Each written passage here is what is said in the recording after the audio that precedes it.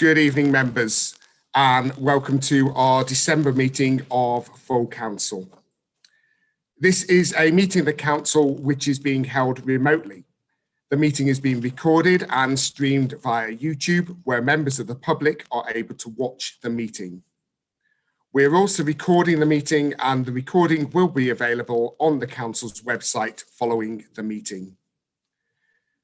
The procedural arrangements for this remote full council meeting that I have agreed in consultation with all group leaders has been provided to members of the council. As the previous remote council meeting, each speaker will be timed in line with the council procedural, and I'll give a 30-second warning. With regards to voting, the approach to this has been changed slightly from the first remote full council meeting, following consultation with group leaders. Voting will now take place by asking each group leader in turn if they will be voting on behalf of their group or not. If the group leader indicates that they'll be voting on behalf of their group, I will ask the group leader how the group wishes to vote, and then ask if there are any members wishing to vote in a different way, which they should indicate either through the raised hand function or through chat. The mayor, myself, will then ask that individual member how they wish to vote. I will also ask the one non-aligned councillor to give their individual vote. If a group leader states that they should not be voting on behalf of their group, I will ask each member of that group individually in alphabetical order for their vote.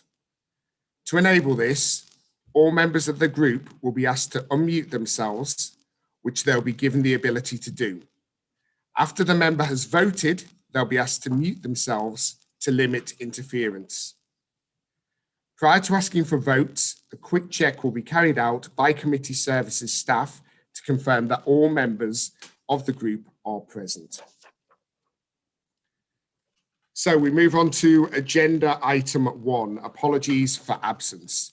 Are there any apologies for absence? I believe we're a full house tonight. Good.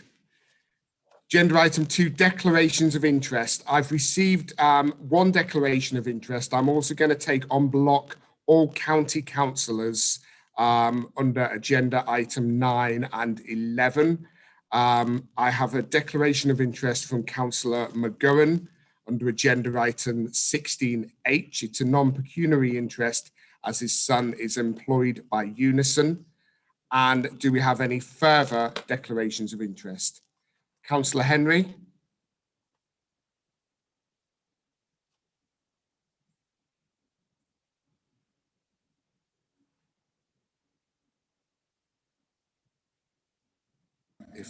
There we go. Thank you. Item 16H, as Deputy Cabinet Member for Health and Adult Social Care at Essex County Council, I will not take part in this discussion or vote. Thank you. Thank you, Councillor Henry. Any further declarations of interest? Nope, I can't see any more, so we'll move on to agenda item 3, the minutes. Do I have your agreement that the minutes of the council held on the 22nd of October 2020 are a true and accurate record, subject to them being amended to reflect, and you'll be very pleased to hear this, I was the mayor and Councillor Fellows was deputy mayor on the first page, and not Councillor Dadds and Councillor Lawrence. I'm hoping to seek the consensus of the meeting without the need for a formal vote, and will take silence as consensus unless there are any objections. If there are any objections, raise your hand. I take the minutes as signed. Agenda item 4, we move on to announcements. I'll give the first announcement. We continue, as we all know, as a borough and as a country and as a planet, to be fair, to navigate our way through this dreadful pandemic. Whilst we're now starting to see a glimmer of hope for the future with the emergence of various vaccines and the first dose administered this week, this virus is very much still out there. still real and still impacting on all our lives. We know that since our last full council meeting, many more people have lost their lives to COVID-19, including residents here in our very own borough. So I think it would be great if you please join me to start the meeting with a moment's silence. Thank you.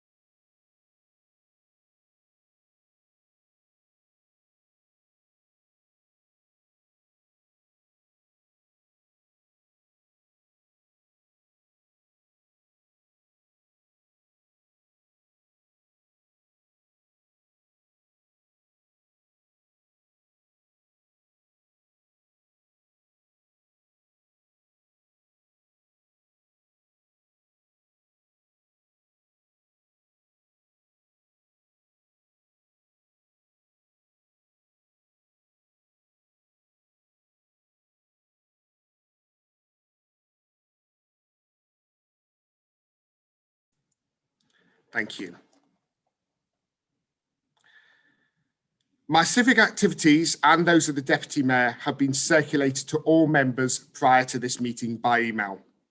It continues to be a challenge to visit residents face to face, and unfortunately we've had to put on hold our thank you visits until the rate of infection has improved significantly.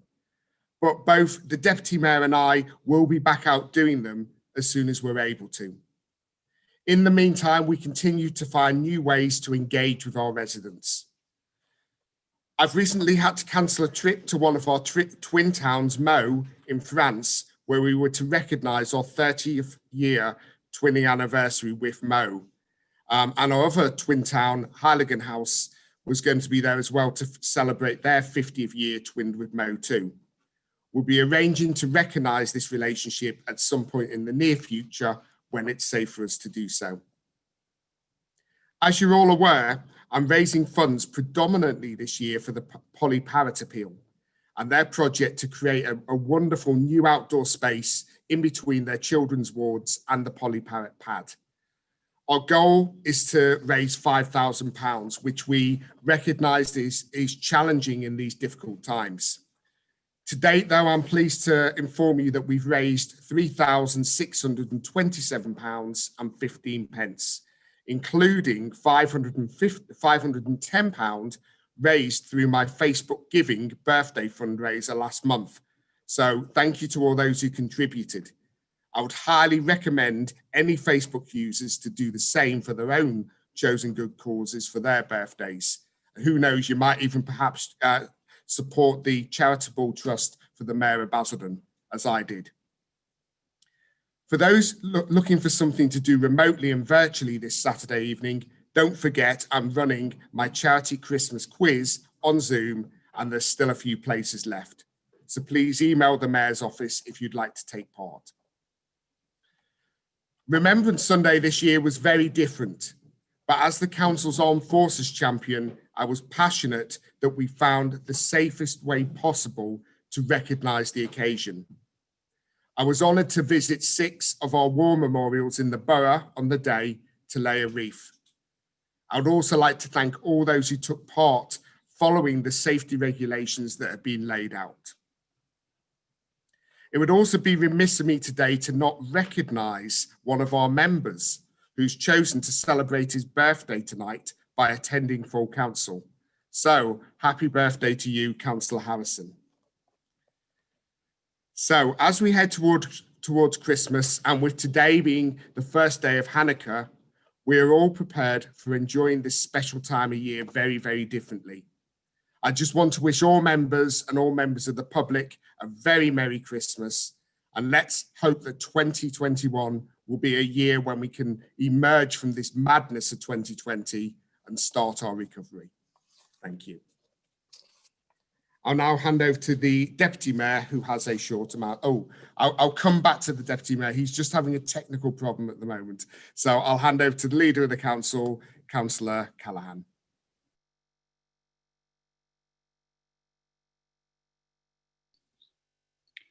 Thank you very much indeed, Mr. Mayor.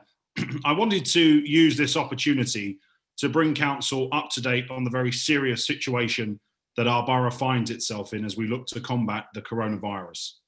As Council will know, the government is due to make a decision on the 16th of December, next Wednesday, regarding the tiering system and whether or not to place Basildon into Tier 3.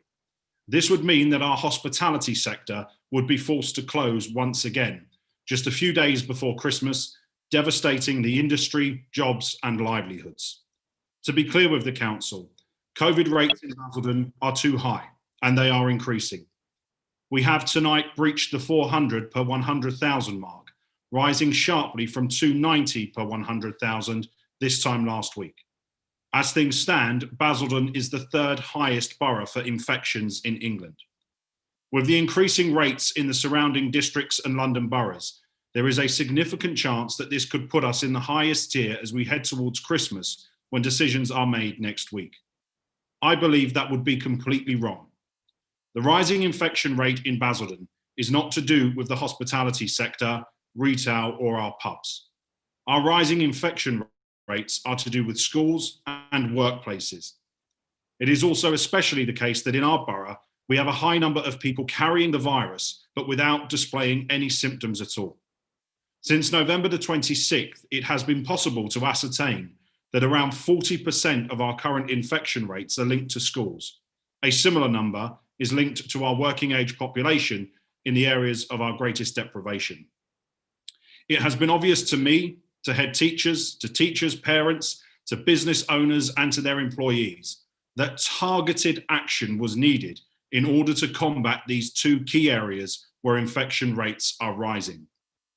Mr. Mayor, if you adopt a policy position, which both the government and the county council purports to have adopted, which says that you will make decisions governed by the science and the data, you cannot then ignore the science and the data when it throws up difficult and in some cases unpopular answers to your questions. Members will consequently know that last week I called for two policies to be enacted on Tuesday, the 1st of December. The first relates to the lateral flow tests. These tests are new tests and they produce a result in just 30 minutes.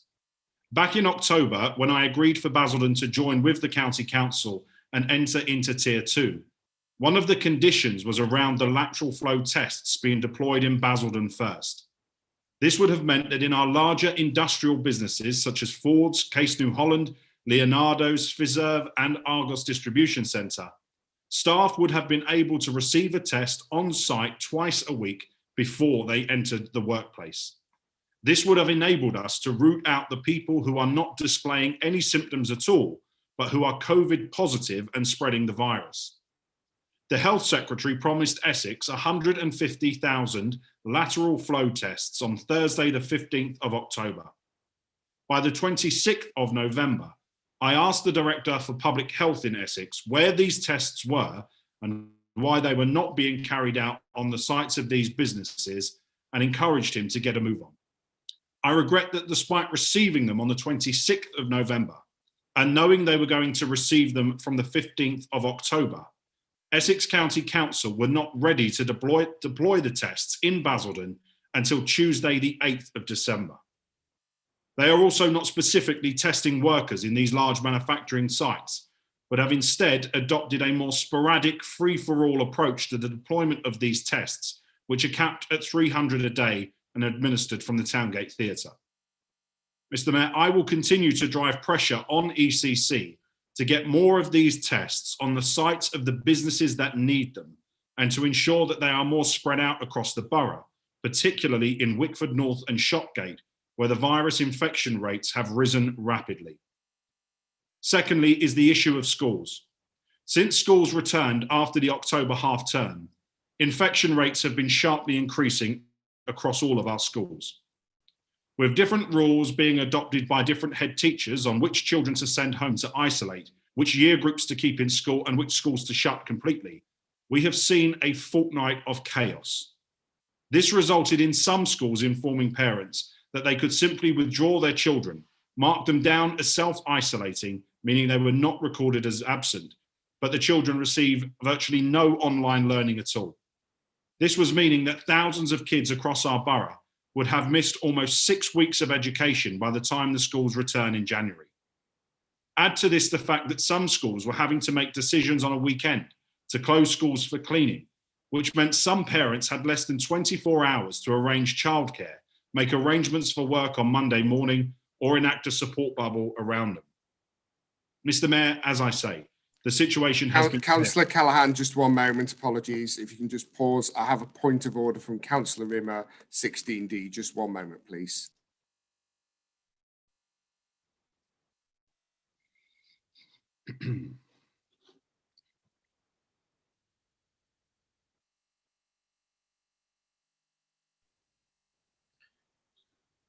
Thank you, Mr. Mayor. Thank you, yes, Councillor Rimmer. If you'd like to move your point of order, please. Yes, point of order 16D. Obviously, we're all patiently waiting to hear an update from the leader of the council on his activities as leader of the council in the remit of the purview of what Basildon Borough Council can do, not to hear a political rant about Essex County Council and things that are outside of his purview. Thank you, Councillor Rimmer. The point of order is not allowed. The leader of the council is currently giving us an update on the current situation. Over to you, Councillor Callaghan. Thank you, Mr. Mayor. And that, frankly, beggars belief from Councillor Rimmer. This situation has been chaos. And while the level of infections in our schools have been rising day after day after day. Consequently, and after speaking with some head teachers and teachers from across the borough, I suggested to the County Council on the 1st of December that given the evidence relating to the widespread outbreak in our schools and the impossible situation that head teachers were being placed in, that we come together to lobby government to allow our schools to close on Friday, the 11th of December, just 4 days earlier than planned. This would have done the following: provided teachers and parents with certainty over when the end of term would be. Allowed parents... Sorry, Councillor Callaghan, if you could pause again. Councillor Baggott, point of order 16D. If we could unmute Councillor Baggott. Just while Councillor Baggott's unmuting, can I remind every member about the correct use of chat? We went through this at the last meeting. It was clearly outlined in the procedure paper. Please use chat as it's meant to be used for amendments and for points of order only, unless I invite additional speakers. Thank you. Councillor Baggott. Yes, the leader is making statements about meetings that he's attended and conversations that he's had with no ability for anybody to rebut those. For instance, for the point to be made that there was a meeting of head teachers, which he didn't attend, for the point that there are a number of head teachers that are happy with the school. Councillor Baggott, what's your point of order, please? The point of order is that this is scaremongering to the public and making a political speech totally out of the leader's remit.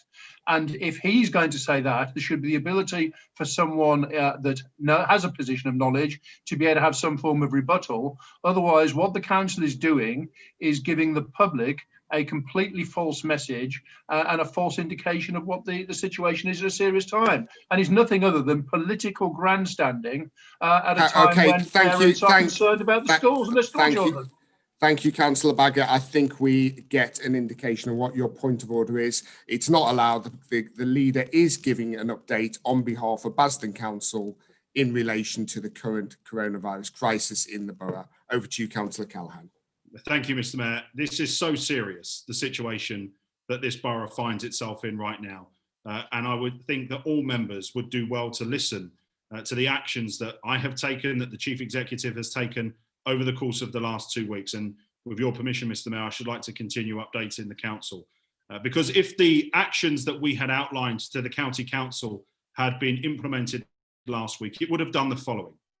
It would have provided teachers and parents with certainty over when the end of term would be. It would have allowed parents to plan properly for childcare and work.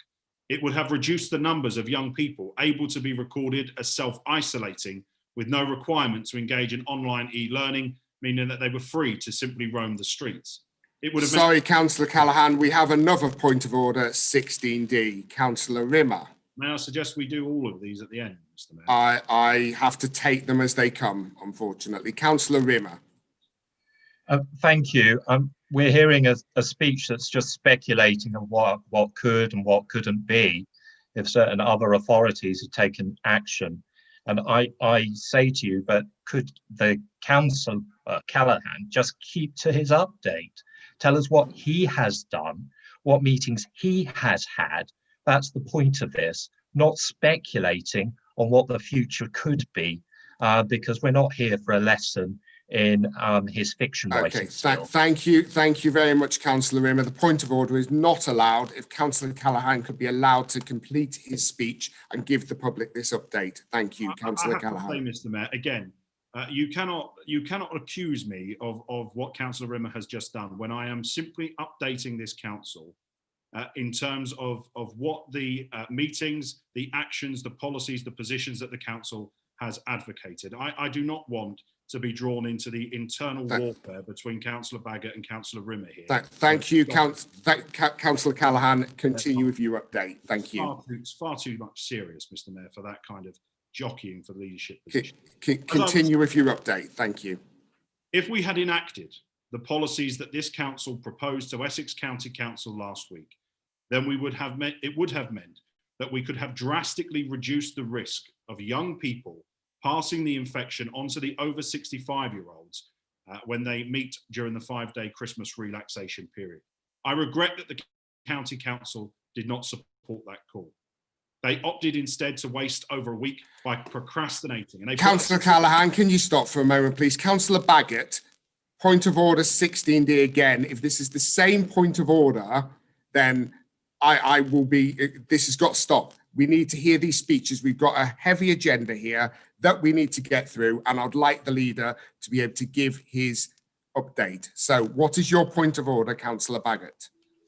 Very simply, Mr. Mayor, thank you very much. The leader is talking about the fact that he was calling for a blanket closure of schools. Of course, we have a committee system. Did the leader have the support of council to make that decision? Councillor Baggott, this is not question time. Carry on, please, Councillor Callaghan. Thank you, Mr. Mayor. And of course, I was given delegated authority unanimously by the Staffing Matters Subcommittee, and it was actually proposed by Councillor Baggott that I be given that back in March. So he's answered his own question there. Look, I regret that the County Council did not support that call. They opted instead to waste, as I say, a week procrastinating. And by the Monday morning of this week, more than 55% of our secondary school children and a growing number of our primary school children were no longer in schools. Mr. Mayor, I know that what I called for was not popular in all quarters, but as we have seen in the last 24 hours, I have been proven to be right. Virtually every secondary school head teacher has agreed with me. The regret is that Essex County Council failed to show any leadership. Instead, they left it to the head teachers to carry the can. My responsibility is to ensure that the public health data is applied to policies that can deliver on the primary objective of this council, to save as many people's lives as possible. Councillor David Finch's refusal to even attend a meeting with me over the last 2 weeks shows the contempt with which he and the absent Chief Exec of Essex County Council holds Basildon Council in. And regardless of whomever sits in this seat in the years to come, from whatever political party and none, we must never forget how Essex County Council chose to treat the residents, the businesses, the teachers, the students, and the vulnerable people of this borough in the last fortnight. It was the dereliction of all derelictions of duty. So make no mistake, if we find out next week that we are going into tier 3, we will know it could have been avoided if only the county had acted quicker. And in all of this, we can never forget that COVID is a deeply personal issue for so many. It is why, as leader of this council, I am so angry for so many people across our borough's 5 towns. If any person loses their job next week, if any business is forced to close, if any elderly person becomes infected by a primary school child over the Christmas period, if any and all of these scenarios happen, the most heartbreaking thing for me will be the knowledge that all of it was entirely preventable. If only we had the powers locally and we were not reliant on absent colleagues on the borders of Suffolk. And what is even more frustrating is that this is a moment where we should be rejoicing, not just in the biblical sense. This week also saw the rollout of the first vaccines in Basildon. And I was delighted that Frederick Benton, a war veteran, became the first patient in Basildon to receive the COVID-19 vaccine. For the first time in a long while, a real glimmer of hope came back onto the horizon. And as we look to the future, let me say something about the immediate past 12 months, as this is our final meeting of the full council in 2020. I think it goes without saying this year has been one of the most challenging we have faced in our lifetimes. And I have told members before of my pride in how the council, our partners, and most importantly, our communities that we serve have all pulled together to tackle the pandemic.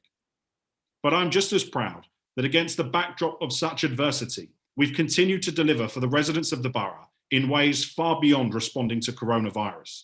We've kick-started our waste management modernisation programme that will take an archaic service and bring it into the 21st century to help clean up the forgotten estates. We've introduced a viable alternative to the government's congestion charge in Basildon. And if we hadn't found that alternative, it would have been the final nail in the coffin for many businesses after what has been an impossible year. Wickford Memorial Park is being extended by 26 acres.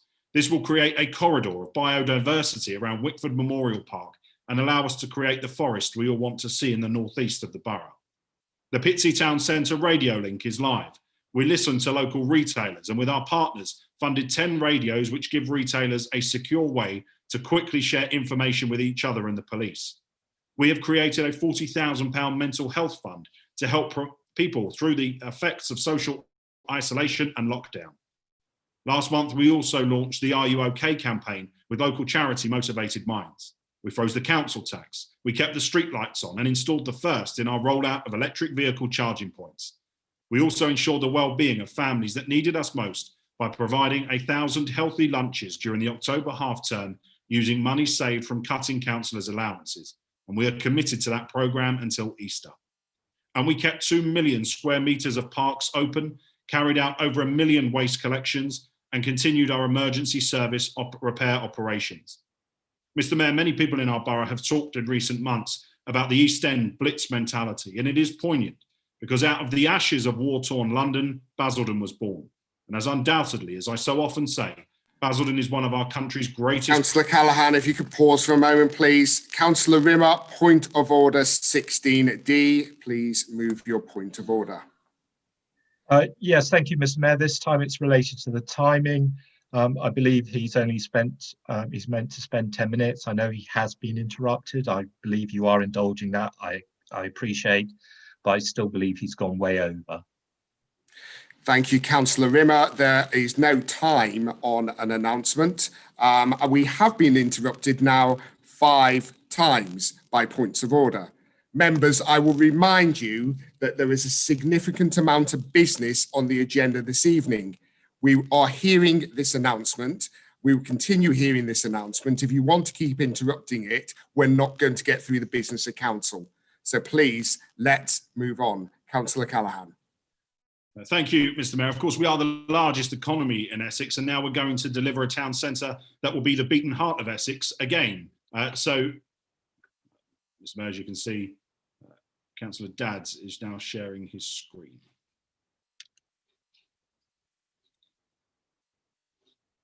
Would you like me to continue? Councillor Dadds, if you do that again, we will be moving to procedural rules against you. That is unacceptable. Do not share anything during this public meeting on a public screen. Thank you. Councillor Callaghan. Mr. Mayor, this programme is about giving our working class people a chance in our new town centre. Basildon will once again be a place where if you play by the rules, you do right by yourself, you will find that this is a town where you get the chance to afford your own home, a chance to secure a decent, well-paid job, and a chance to enjoy a meal and some local entertainment where you live. In 2020, we have secured £600 million of private sector investment for Basildon, and partners are committing through the Basildon First Charter to ensure that our residents are at the front of the queue when it comes to housing, jobs and the supply chain. We can see the transformation take life as the 10-screen cinema literally is coming out of the ground. The £9 million Digital Technologies campus is structurally complete and ready to be kitted out and open to students in early 2021. This council will deliver the first and the fastest youth zone in the country. This is after years of neglect for any facilities in the borough for our young people.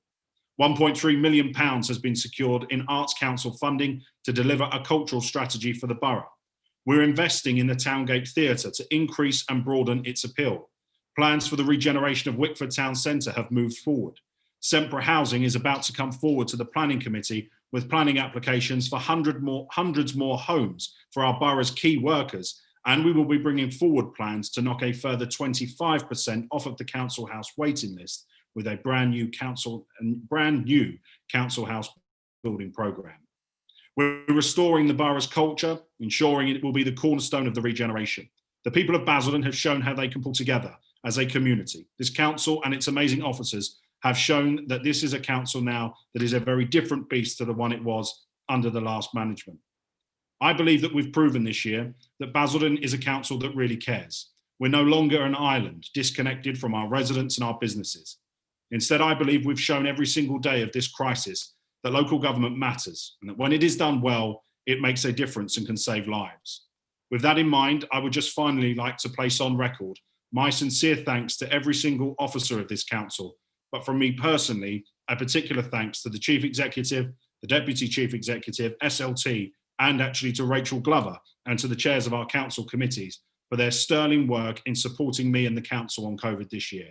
It is no exaggeration to say we have all worked every single day since March on this, and I know it has taken a heavy toll. We will all, I'm sure, reflect back on a time when the words Zoom was more to do with a camera than a virus.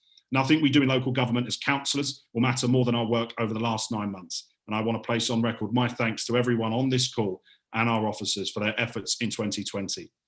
Mr. Mayor, all of us, members, officers, partners, we all must make one final big effort over the coming days and weeks to drive the infection rates down and stave off the threat of tier 3. I believe in Basildon, and I'm confident, Mr. Mayor, that we can do this. Thank you. Thank you, Councillor Callaghan, and apologies that we had to take so many interruptions during your announcement. Councillor Turner, your comments in the chat are unacceptable, and this is your first verbal warning relating to that. I will remind councillors the correct use of chat is for amendments and to raise points of order. Thank you. I have an announcement now from Councillor Harrison. Over to you, Councillor Harrison.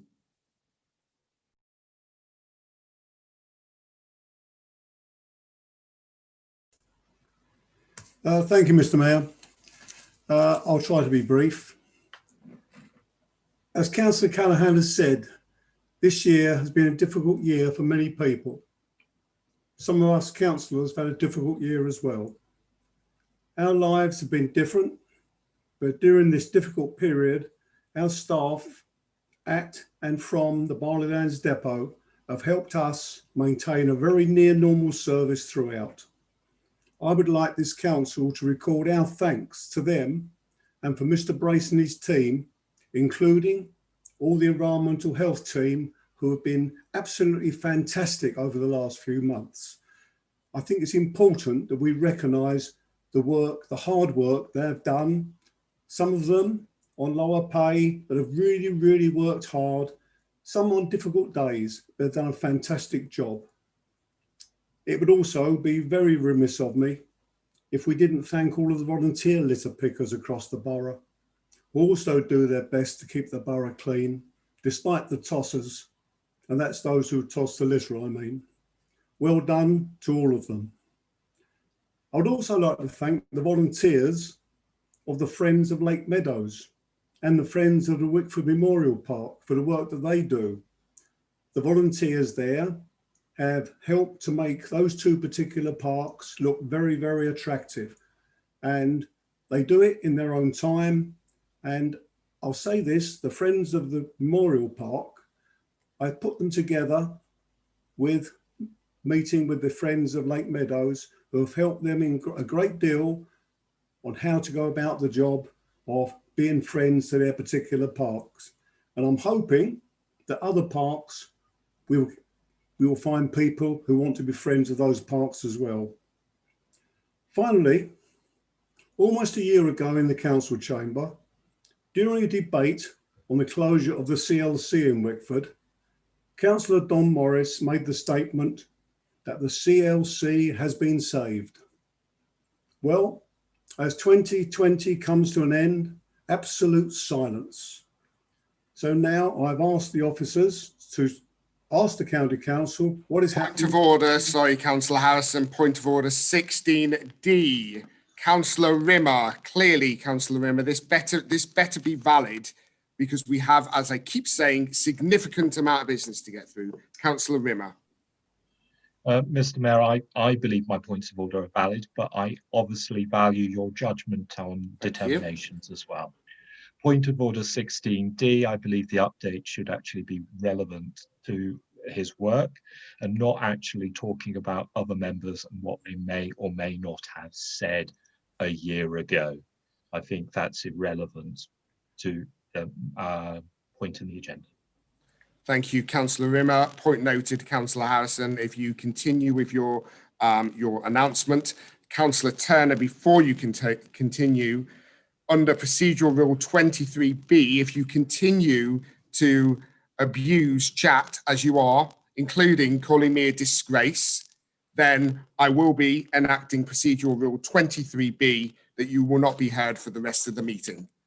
Thank you. Over to you, Councillor Harrison. Thank you, Mr. Mayor. Well, if Councillor Rimmer had just restrained himself for a few moments, he would have heard why it is relative to my portfolio. As I said, a year ago in the council chamber, during a debate on the closure of the CLC in Wickford, and I'm sure Councillor Rimmer knows what that is, Councillor Don Morris made the statement that the CLC has been saved. As I said, 2020 has come to an end and there's been absolute silence, not only from Councillor Morris, but from the County Council. So now, as Chairman of Neighbourhood and Public Spaces, because the CLC was a community facility in Wickford, I have asked the County Council what is happening. I expect to get a response before the next meeting of Neighbourhood and Public Spaces Committee, and then we will find out. Because just one moment, Councillor Harrison. Councillor Baggett, just before you move your point of order 16D, Councillor Turner, I've given you one verbal warning about your use of chat. I'm now giving you your final verbal warning before I move Procedural Rule 23B that you'll be not heard for the rest of the meeting. I'm following procedure tonight. It's a shame that other members aren't. Councillor Baggett, point of order 16D. Right, sorry. I'm moving Procedural Rule 23B that Councillor Turner no longer be heard for the rest of this meeting. Do I have a seconder? Councillor McGowan seconded me. I'm going to now put this to the vote. So we will start with the Conservative group. Councillor Baggett, do you wish to vote on behalf of your group? Yes, I will vote on behalf of my group and we vote against your proposal. Against, thank you. Councillor Callaghan, do you wish to vote on behalf of your group? Yes, Mr. Mayor, I will vote on behalf of my group and vote in favour. Thank you, Councillor Callaghan. Councillor Harrison, do you wish to vote on behalf of your group? I'll vote on behalf of myself. I can't speak for Councillor Brockman. I will abstain because I'm against taking away anybody's right to speech. As I've said previously at a council meeting when I had to do what you're doing and had conflict with Councillor Turner. But there's different ways of doing it in my view. Thank you, Councillor Harrison. I am too against taking away freedom of speech. However, after significant warnings, this continues. Councillor Brockman, how do you vote? I abstain, but just take him outside and hang him by the feet from the flag. Thank you, Councillor Brockman. Thank you. Councillor Smith, how do you vote? Oh, sorry. So, Councillor Smith, will you be voting on behalf of your group? We can unmute Councillor Smith.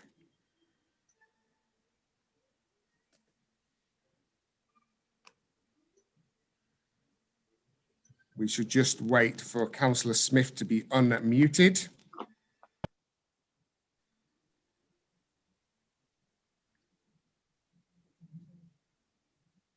You've got to click on mute, Councillor Smith.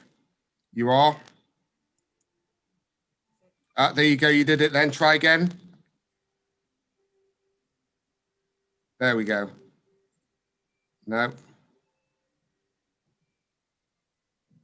Shouldn't buy There tea we from the go. pound shop. There we I'm go. voting in favour. In favour. And do And any at my members of your group as well, yes. Do any members of your group wish to vote differently? Please indicate. Fine. And Councillor Blake, do you wish to vote on behalf of your group? No, if I vote on behalf of myself, I vote against. And Councillor Holman will vote for how he feels. Thank you. Councillor Holliman, how do you wish to vote?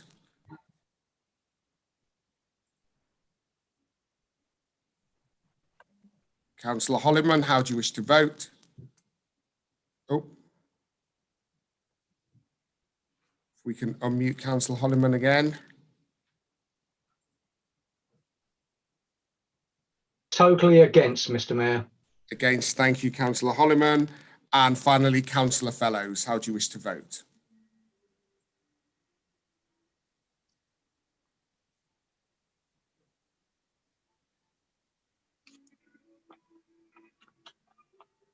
Yes, Mr. Mayor, I vote in favour of the motion. In favour, thank you. One moment, please.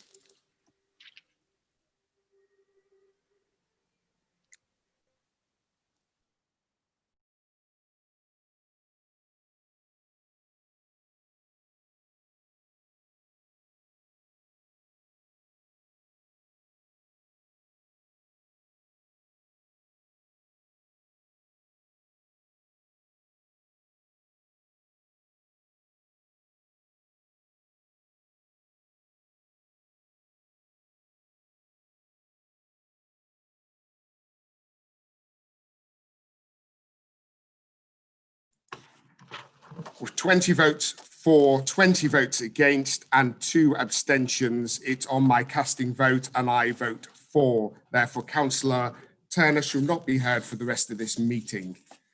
Point of order 16D, Councillor Baggott. Thank you, Mr. Mayor. Just a point that with regard to Councillor Harrison's announcements, first of all, he says he made a statement which is clearly untrue because the year hasn't ended yet. So to state that something hasn't happened and the year has ended is misleading the public. And secondly, he refers to a comment made by a councillor that has no ability to write a reply, and that is not right. We've already addressed that element, Councillor Baggott. The first element is not upheld. You can continue on that basis, Councillor Harrison. Councillor Dadds, you had a point of order, Rule 23. If you just give us one moment.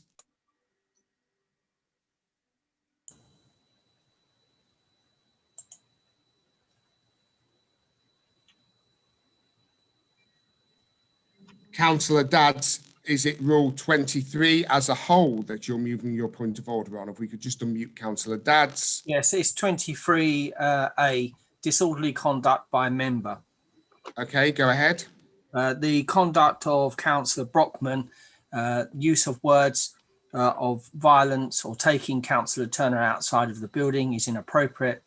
It's not the sort of conduct. We have a vote. There was no need for that inappropriate comment. Thank you, Councillor Dadds.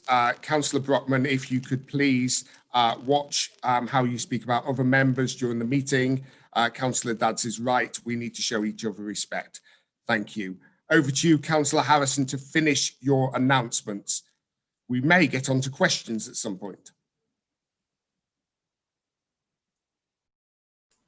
Thank you, Mr. Mayor. I was going to say quite a few more things about the work of my committee, the Neighbourhood and Public Spaces Committee, but I will try and be very brief because I don't want all these interruptions and there's far more important business on the agenda tonight.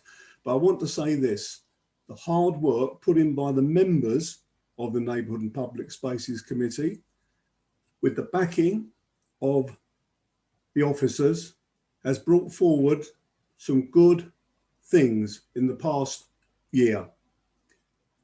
The membership has changed somewhat, but many of the decisions have been unanimous. Not all of them, but many of them have. And the way that officers have helped me to explain what we're doing on the waste strategy, on the play review, on the youth zone, etc., I believe, bringing people round on a cross-party basis. I would hope that would continue, because there's still a lot of work to do, and members of this council need to do it because of forthcoming legislation. So let's stick together on some of these things, and let's stop this play acting, please.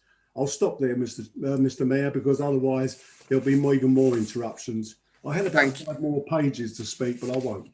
Thank you, Councillor Harrison. Councillor Don Morris, we've just noticed you've raised your hand. If you can use the chat, if you have a point of order to raise or wish to speak on something else, can I ask Councillor Morris what you're indicating for? If we can just briefly unmute him.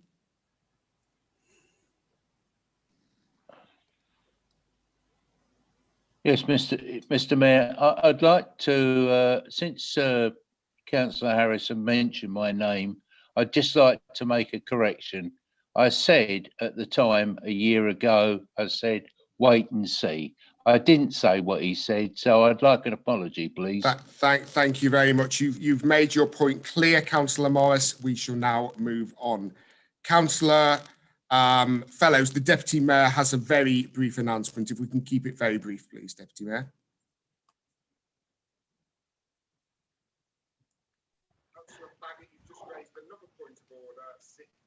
Sorry, Councillor Baggott, you've just raised another point of order, 16D. Councillor Baggott, what is this in relation to, please? It's no longer valid. Thank you. Councillor Fellows, Deputy Mayor. Thank you, Mr. Mayor. Just a very brief announcement. But first off, I'd like to pass my thanks to our officers here and the IT staff for overcoming my technical glitch at the beginning of this meeting. Yeah, very briefly, some will know that I am the chairman of a group called More in Common Basildon Borough, of which you are our patron. To announce that this weekend we will be preparing and making ready 100 food parcels and Christmas cards and get well messages, messages of cheer going into the end of this awful year, and we will be distributing them to 100 needy and deserving groups and individuals, and we will be doing that for a number of our wonderful charity and support groups in this borough. Thank you. Thank you, Deputy Mayor. If we can now hear from Councillor Aidan McGowan. Over to you, Councillor McGowan.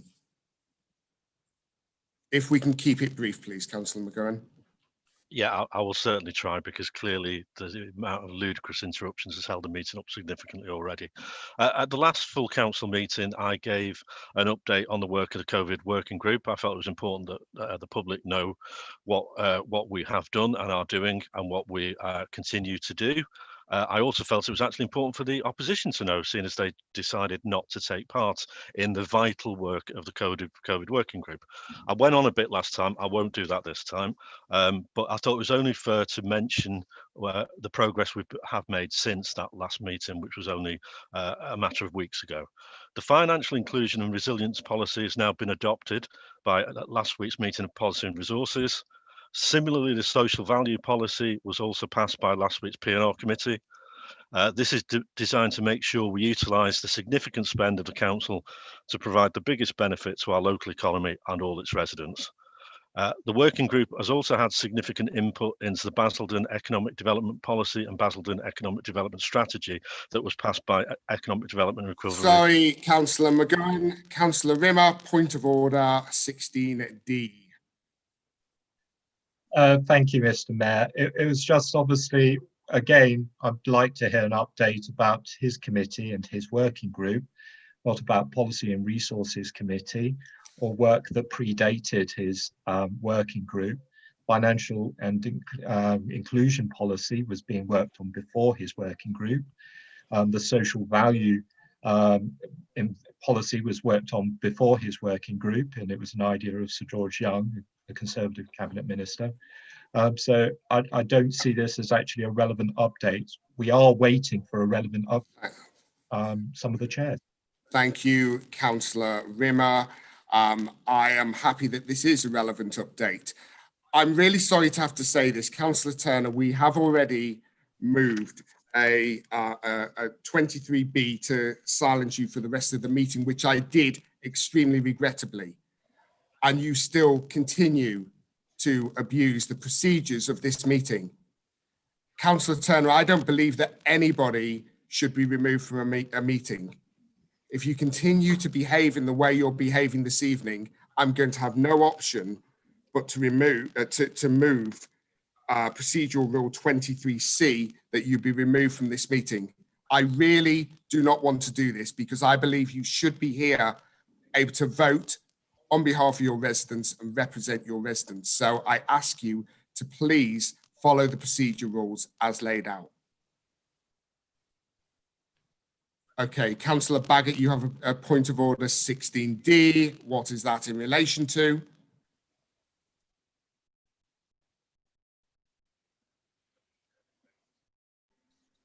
Yeah, thank you, Chairman. My understanding is, as per the Constitution, and obviously I'll be guided by you, that the point of update is from chairman of committees. What we're receiving is an update from a working group, which isn't a committee and has no constitutional power to make decisions. It can only refer them to committees. And therefore, maybe if Councillor McGurran would actually like to brief council on the committee he chairs rather than a working group, then that would be in accordance with the Constitution. As it is right now, what we're hearing is what's going on in a working group, which isn't part of the council's running order for business.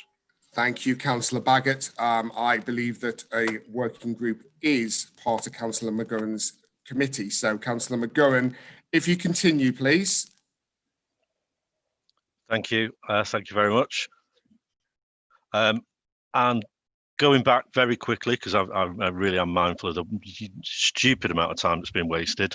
As I explained at the last council meeting, some of these policies had been started, but were completely revisited because of the impact of COVID, just to be clear, if you weren't paying attention last time. One thing that the economic development, sorry, the COVID working group has done, and it is the COVID working group, but it's now been passed by the Economic Development Committee, is the Kickstart scheme, which was opposed by the Conservatives, who, as usual, wanted their social betters in Essex to run it and used it as an opportunity. Councillor McGurran, can we just keep to the remit of your committee giving an update on behalf of your committee? Apologies. Anyway, the good news is, thanks to incredibly hard work by council officers in a very short period of time, we are now in a position where we'll be a gateway organisation for Kickstart, where in excess of 30 young people will have an opportunity, a career, an economic opportunity that they would not have had previously, and a lost generation will have a chance that they wouldn't have had. I'm extremely proud of the committee and the working group's work on this and all the assistance we've had. I will finish off. Coming up is the most exciting element of the, in my view, of the working group in our digital inclusion policy. That'll be coming to committee early in the new year. And I'm genuinely excited about the impact it will have on some of our most deprived residents and some of our oldest and youngest residents. This is a policy that will genuinely change lives for the better. And again, I'm very grateful to everyone's hard work on this. I would like to thank all the members of the group, especially Jack Ferguson, whose zen-like, calm, serene intelligence is in stark contrast to my rather more impulsive nature, and yet again, the staccanovite efforts of the council officers for getting things done in the speed of time that they have, in the way they have. That was a reference to a Russian revolutionary figure, for those that didn't understand. Thank you. Thank you, Councillor McGurran. I'm now going to adjourn for 5 minutes while we address some of the issues that have happened since the start of this meeting. Members, I need to get this meeting moving forward. At the moment, it's extremely disruptive, and I'll be addressing some of those issues. We'll adjourn for 5 minutes back here at 20:31. Thank you.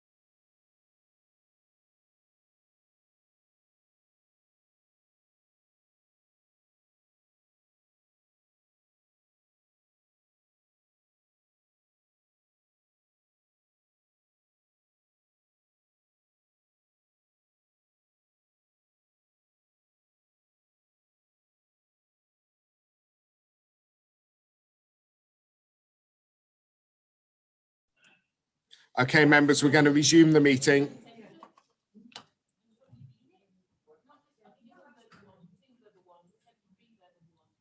Okay, members, let's resume the meeting. We have one final announcement, and again, please make it very brief. Oh, we have two final announcements. One from Councillor Ferguson. Councillor Ferguson, off you go.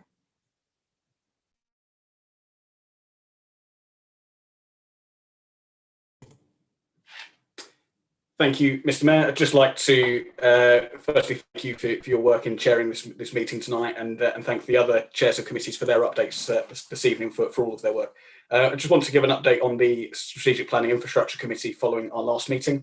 We have agreed to go out to consultation on the Basildon Borough walking and cycling infrastructure. Sorry, Councillor Ferguson. Councillor Baggott, point of order 16D. Yeah, thank you, Chairman, and I do apologise because I know there have been some points of order, and I appreciate it's disruptive. However, I have been sort of listening to what's going on and noting what's going on, and I do have a concern. The leader went to great lengths earlier to explain the position of the council on schools and how it is that it's schools driving the potential increase in COVID, and we have a school teacher in the council building sitting in a room next to other members. I'm just from a safety point of view. Yes, I'm looking for an assurance that the correct safety procedures are being followed when we've got someone that the leaders identified as an at-risk group for spreading COVID, being in the council office. And being with other members. Councillor Baggott, this is not a point of order relating to 16D. And we'll now move on. Councillor Ferguson.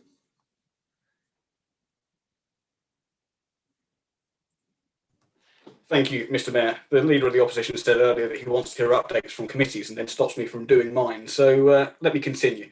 The work of the Strategic Planning Infrastructure Committee in recent weeks is committed to going out to consultation on the Basildon Borough walking, cycling and infrastructure plan. We remain committed to looking at sustainable transport and improvements that we can make there. That will be going out to consultation very soon. We have also agreed for further engagement on with our stakeholders around our growth plan for education and also energy considerations within planning applications. I'd like to thank all members and officers for all of their work on the committee for their hard work this year. Thank you, Mr. Mayor.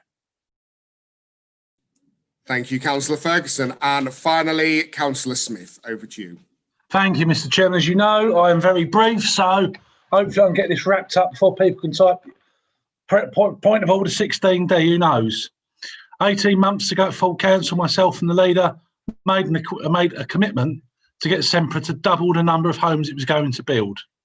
Last night at the Housing Subcommittee, promise kept. An exact number is over 1,225 properties Sempra's doing. That's what the administration's had with 18 months of power.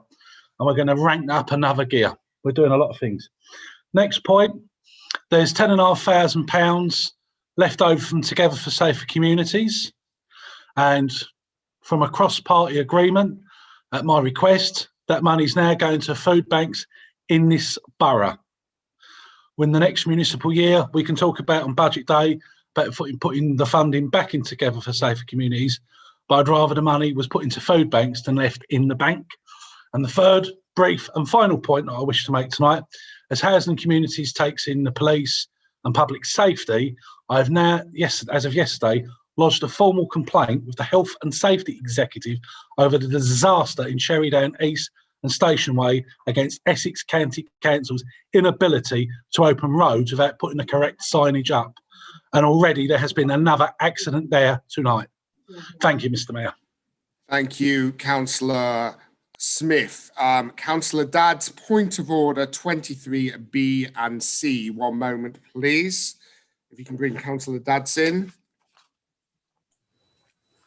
Councillor Dad's, can I ask why you're ordering B and C? Which one is it, B or C?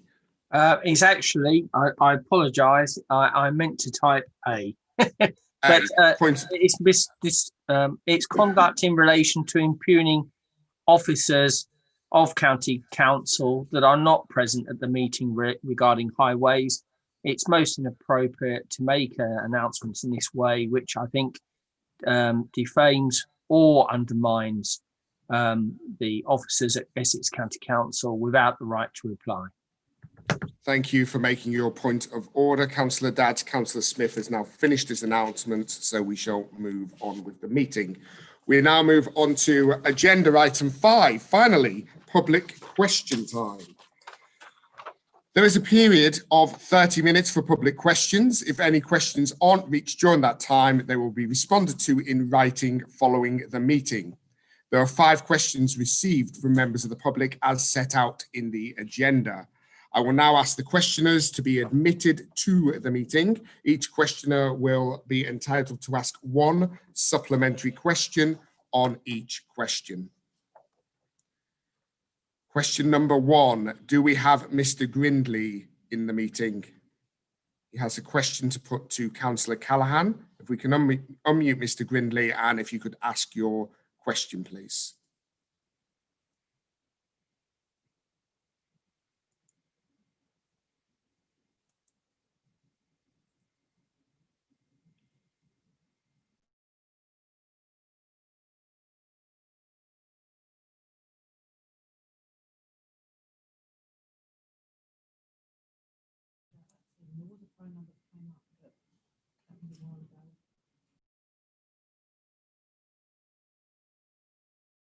Okay. Okay, it doesn't appear that Mr. Grindley is in the meeting. Therefore, Mr. Grindley will be provided with a written response to questions 1 and question 2. If Mr. Grindley is in the meeting, could you please indicate via chat? However, we can't seem to locate you in the meeting. Question 3 is from Mr. Sampson, who has a question for Councillor David Harrison, Chairman of the Neighbourhood and Public Spaces Committee. Over to you, Mr. Sampson, if you can ask your question, please. Hello, good evening. Councillor Harrison, following on from a recent dog attack in the Langdon Hills Recreational Park and an increase in antisocial behaviour in our parks generally, is it now time for you to fulfil the administration's pledges to employ park wardens? Councillor Callaghan. Oh, sorry, Councillor Harrison.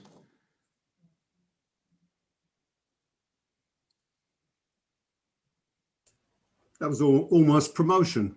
Anyway, the answer to Mr. Sansom is this administration has made no such promise. Mr. Sansom, do you have a supplementary question? I do have a supplementary question. It is on the website for Labour's campaigning for the 2019 election. There is a pledge there to employ park wardens. And given the year of grace that councils have had in power, I do ask what more damage or what worse would have happened to another child who has recently been attacked in Langdon Hills Recreational Park for the council to actually employ park wardens to save anything worse happening. Councillor Harrison. Yeah, thank you, Mr. Sansom. Of course, what appears on party political things, leaflets, websites, etc., of course, isn't an administration's promises at all. As you are probably full aware, often what's written on leaflets, etc., doesn't carry any weight when it comes to administration. So don't believe all that. You're pretty well versed at it anyway. And it is concerning to hear of an attack by a dog in Langdon Hills Recreation Ground recently, and recognise that whilst the majority of our park users act considerately, there remains some that do not and enter into antisocial behaviour. It is for that reason that we are holding a public consultation on the possible introduction of public space protection orders that will cover our parks, the results of which will be brought to the Neighbourhood and Public Spaces Committee in January or February. Thank you, Councillor Harrison, and thank you, Mr. Sampson. We now move to question number 4, Mr. Findlay. If you could read your question. Of course, thank you. So I understand that the Basildon Council signed the Armed Forces Covenant in February 2019, And I would like to know what, if any, commitments have been upheld and or promoted to ensure that Basildon residents who have served in our military, such as myself, are treated fairly, with dignity and respect. Thank you, Mr. Findlay. That is a question for Councillor Callaghan. Councillor Callaghan. Thank you, Mr. Mayor, and thank you to Mr. Findlay for his question. May I also take this opportunity to congratulate him on his recent MBE. I was delighted to endorse his nomination and to thank him for his active service and his service to our borough's veterans. Mr. Mayor, as you yourself know all too well, the council takes its commitment to the active members of our armed forces and the many veterans who live and work in our borough seriously. And I welcome the chance tonight to respond to this and to update Mr. Findlay on the ways in which we have upheld and continue to uphold the Armed Forces Covenant.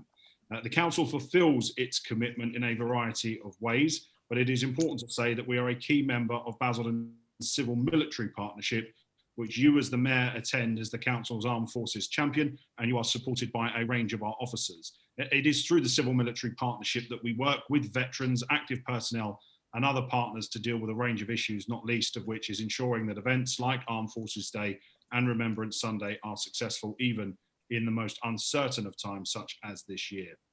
In addition to the work the Council undertakes through the partnership, it also has a range of interventions in place as an organisation. Most notably amongst these is housing policies catered towards our armed forces veterans and those about to leave the services. Special allowances and flexibilities for staff members who are reserve personnel, which is in the past we have included enabling rapid deployment to theatres of war as part of our employees here at the council. We're also developing an approach to recruitment and internal online training for all staff to ensure that they are aware of veterans' issues, and a dedicated webpage that details our commitment to the Covenant. The work the Council has done as an employer has been especially successful. Since signing the Armed Forces Covenant, the Council has continued to develop its offer to reservists and veterans employed by the Council, and this progress has been recognised twice by the Ministry of Defence, first in awarding the Council the Bronze Award in the Defence Employer Recognition Scheme, and then again this summer when the Council was awarded the Silver Award. However, we are not complacent. We are proud to be an organisation that supports all those who serve and have served, and there is always more to do. Members will be aware of the once-in-a-generation opportunity that the regeneration of Basildon Town Centre provides for all Basildon residents, and I'm especially keen to ensure our veteran communities benefit from the new housing and employment opportunities. The Council will continue to play a key role in the Civil Military Partnership, working with our partners and our veterans across a range of areas. And finally, as an employer, the Council will now set its sights on hello, Joel. I'm achieving here the Defence Employer Recognition council meeting at the moment to ensure it is the best possible place to work for reservists and veterans alike. Thank you, Mr. Mayor. Thank you, Councillor Callaghan, and apologies for that interruption. Mr. Findlay, do you have a supplementary question? I do, Mr. Mayor, yes, and I'm glad that Councillor Callaghan mentioned the housing policy. So I'd just like to note that of the 343 local authorities in England, 252 of them do not include veterans in the housing strategy, especially when it comes to homelessness. And having reviewed the homelessness and rough sleeping prevention strategy published by Basildon Council in 2019, there is absolutely zero mention of veterans. So as much as I think it's fantastic what's been mentioned, it is clear that when it comes to rough sleeping prevention, veterans are not a priority within this borough. Was that a question, Mr. Findlay? No, I'd like to know why, given everything else that's happening, veterans were not seen as a key criteria when that document was published. Thank you, Mr. Findlay. Councillor Callaghan. Well, Mr. Mayor, in terms of our housing, our allocation scheme, as I said, does make special provision to backdate housing applications from military personnel or from those about to leave the forces by the full duration of their time in service. And that in turn greatly raises their priority on the waiting list. And in recent years, the council has housed 8 veterans in this way, with another 2 on the waiting list at the moment who are eligible. In terms of the specifics that he raises around homelessness, the council has supported our veterans in 2 different ways.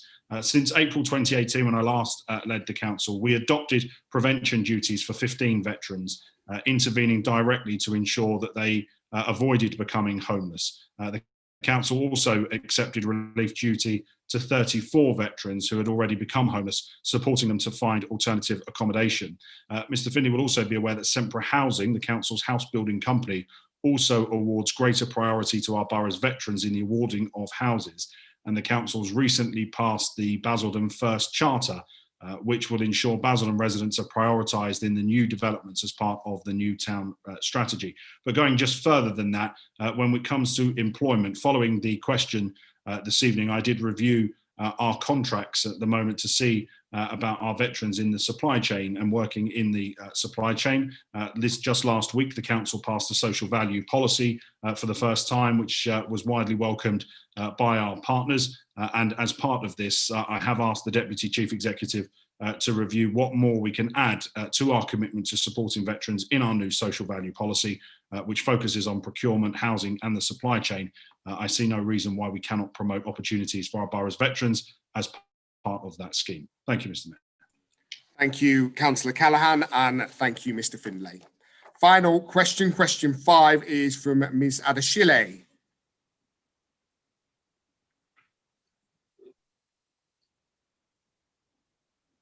Ms. Adeshile, if you can ask your question of Councillor Harrison, please. Good evening. Thank you, Mr. Mayor. My question to Councillor Harrison is, with recent recycling figures in Basildon showing that further education is required for residents, why is the council introducing further complexity? Thank you, Ms. Adeshile. Councillor Harrison. The simple answer to that is we aren't. Thank you, Councillor Harrison. Ms. Adeshile, do you have a supplementary question? Yes, I do. My supplementary question is, so will you pledge to residents today that you will ensure no charging or green waste and a confirmation of weekly black sacks collections to continue without charge as well? Councillor Harrison. Thank you, Yetunde. It is not considered that further complexity has been added by the council to how recycling is to be presented for collection. In the forthcoming environmental bill, the government has made it clear that it will no longer be acceptable for garden waste and food to be collected in the same container, and that segregation needs to take place. To comply with the bill, the council has initially undertaken a trial to determine the most cost-effective method of collection of both, prior to the rollout of the new collection method in September. To accompany the rollout, there will be a rigorous education campaign to explain to all residents while the change is happening and how it will operate. The government has already passed legislation regarding the circular economy in July 2020. This means that the council will need to re-educate residents on how to deal with their household waste. Effectively, this will change the way the country manages waste and looks to find better solutions than those we currently have. These changes will, in effect, reduce residual waste with a greater emphasis on reusing or recycling rather than disposal. It is important that the council considers the impact of legislation changes and finding the best way to deliver waste services in Basildon for now and in the future. There have been no discussions and there are no plans to charge for green waste. There's a working group looking, a cross-party working group of this council looking at how we deal with waste, because we have to meet what's in the environmental bill and also the Climate Change Act and the Circular Economy Package, which was introduced by the Conservative government in July 2020. Thank you, Councillor Harrison, and thank you to our members of the public who have all come in today to ask questions of members. Thank you. That brings us to the end of public question time.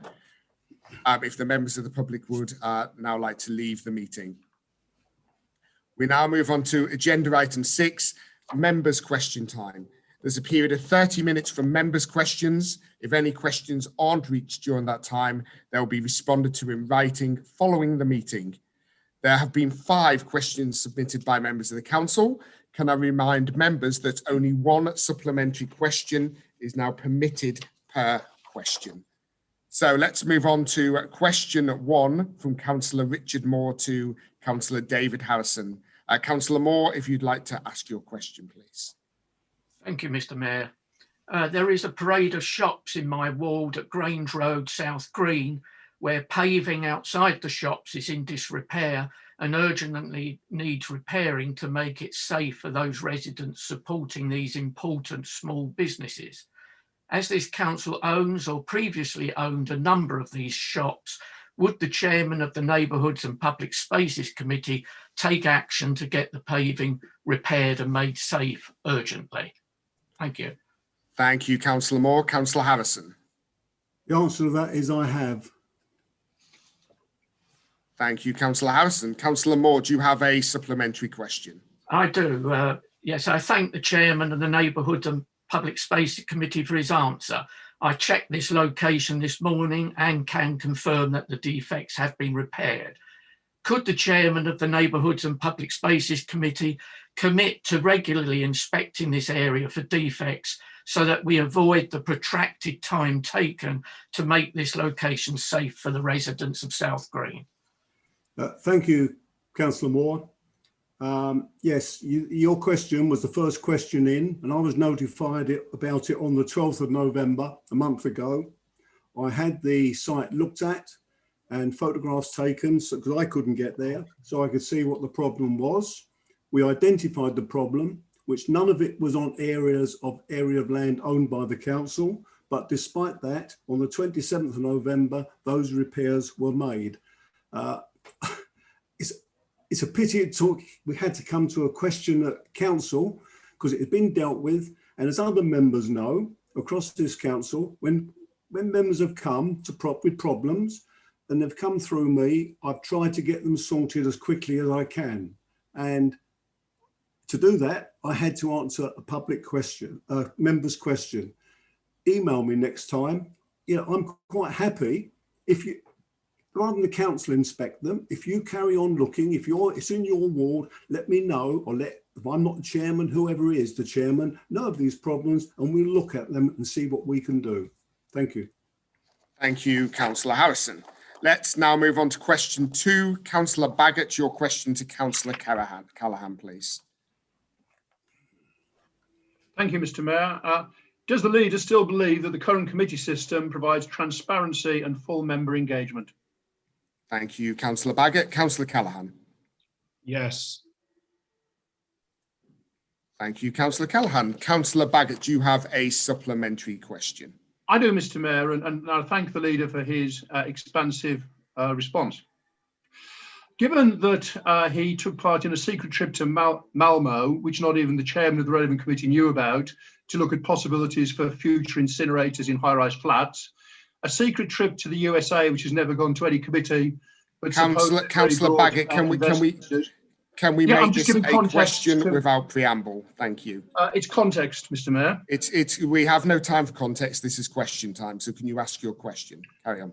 Yeah, secret meetings of a seller to pursue his own personal ambition. A gag order on the working group of the Councillor Baggott, this is still not a question. Can you please ask Councillor Callaghan your supplementary question? My apologies, Mr. Mayor. Yeah. A secret meeting on land disposal at Langdon.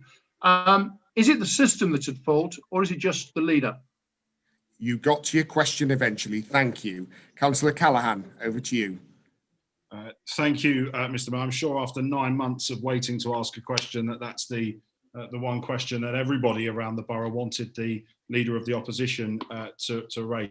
There's nothing about coronavirus, nothing about businesses that are struggling, but here we are. Every decision that we have taken has been published on a work programme. He will know the remits of the councils, including the Global Basildon remit, where a full report was heading to the committee before the coronavirus pandemic. And he will also know that the Strategic Planning Committee also looked at the issue in relation to Malmo, as this related to the work of the National Infrastructure Commission, which Basildon is a pilot area for. He talks about the issues of a cellar. I will come on to that later on if we ever get there in this meeting to provide an update. But of course, we have, at my insistence, now made all of the minutes and all of the meetings of a cellar public, and he has every access, just as every other member of the public does, to look at the minutes of the Acela meetings. And I've been pretty open, pretty frank about the fact that I will come back here and to the Policy and Resources Committee to update, just as I'm doing this evening. I do think the system of the committee system is working. I also remember just a few years ago being lambasted, Mr. Mayor, by the opposition when it came to introducing the webcasting. And I can report to council this evening that more than 37,383 views of the webcasting and the YouTube has taken place, not just since this lockdown, but since we've introduced it.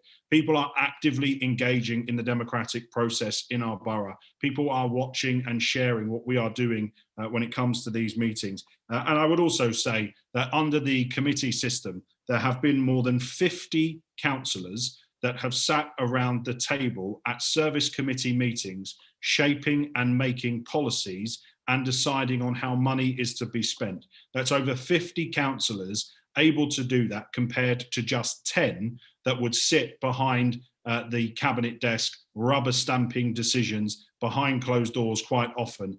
So, Mr. Mayor, I fully support the committee system. I think it has helped to engage the public and to help us to explain far better some of the decisions that we are taking. I said earlier on, this council is no longer an island. Councillor Baggott says, but we only have 42 councillors. He obviously can't count when it comes to how many years the committee system has been in place, my friend. It will come to you one day. But nonetheless, my point is that we have a system which is open, it is transparent. Right now, there are messages pouring in about the conduct of the Conservative Party into my inbox from people who are watching our proceedings tonight. And I would say, Mr. Mayor, that I think this is a much better way of doing our politics. Thank you. Thank you, Councillor Callaghan. Question number 3 is from Councillor Rimmer to Councillor David Harrison, Chairman of Neighbourhoods and Public Spaces. Over to you, Councillor Rimmer. Thank you, Mr. Mayor. Councillor Harrison, please can you outline, in recognition that a strong and vibrant arts and cultural offer provides opportunities for communities to come together, and it contributes to people having a stronger attachment to place by fostering a sense of collective identity, what you have done in the last 18 months to improve arts and culture in the borough? Thank you, Councillor Rimmer. Councillor Harrison, over to you. I think Councillor Rimmer means what have you done in the last 18 months? The answer is quite a lot. Thank you, Councillor Harrison. Councillor Rimmer, do you have a supplementary question? Mr. Mayor, I do, but I believe the gentleman did not answer my question because I asked what he has actually done, and he hasn't answered it.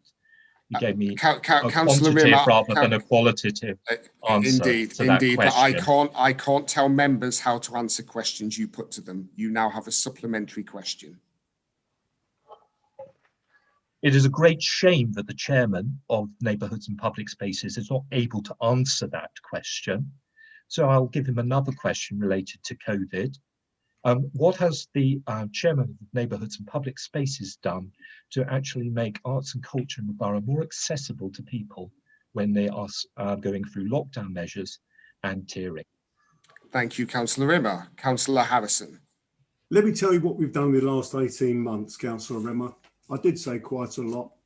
You didn't ask about what we've done during COVID. You asked during the last 18 months. I will answer that question.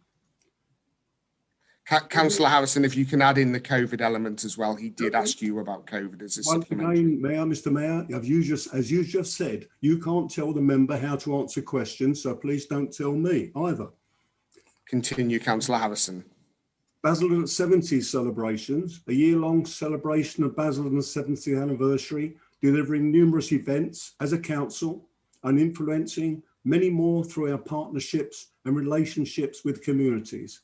As a result, 31 events held over the year, 77.5 hours of live music overall, 84 pieces of artwork created by local children and young people, 1,000 signs produced by local artist Lou Williams, Newtown Sounds in 31st of August 2019, a day-long festival in Basildon Town Centre celebrating our musical heritage. 97 paid creative opportunities created, including 54 live performances. 61% were local performers from all over the borough. This included 248 performers overall. It resulted in 53 hours of cultural activity being delivered. The Towngate Theatre. Our programme in the year prior to April 2020 included 142 productions, 380 performances, including national and international touring concerts, musicals, theatre, dance, opera and comedy, regionally produced community performances, and an award-winning in-house pantomime. Our relationships with local performance groups. One moment, please, Councillor Harrison. We have a point of order from Councillor Dadds, point of order 26B. One moment.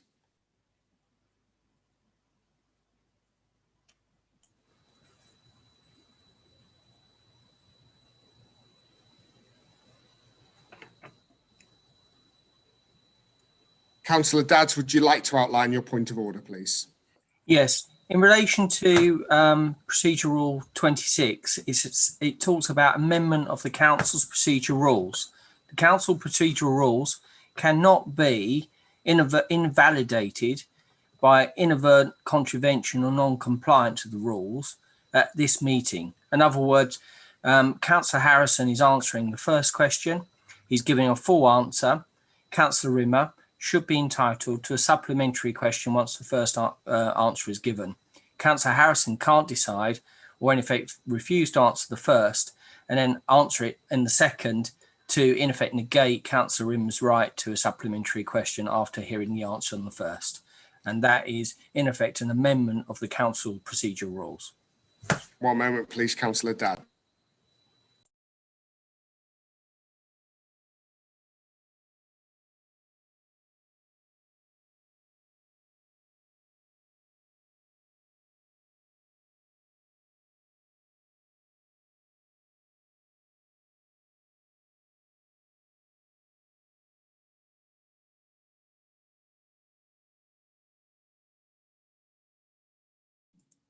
Councillor Dadds, thank you for your point of order. I have taken advice and the point of order will not be allowed. Continue, please, Councillor Harrison. Thank you, Mr. Mayor. As I was saying, our relationships with local performing arts groups make us a valuable hub for developing talent and showcasing community creativity. Our 47 community productions in the year accounted for 38% of our programming. The council also offers subsidised rates for local community artistic companies to hire the theatre. Our outreach programmes have expanded our role in developing opportunity and raising up creative talent through the youth theatre, summer programmes and our workshops. And the theatre secured approximately £280,000 from the Arts Council to stimulate the theatre's recovery once restrictions permit. Then we come to the youth zone. We are committed to the introduction of an on-site youth zone in the borough. This will offer significant opportunities for the borough's artists of the future to hone their skills or generally to try new things.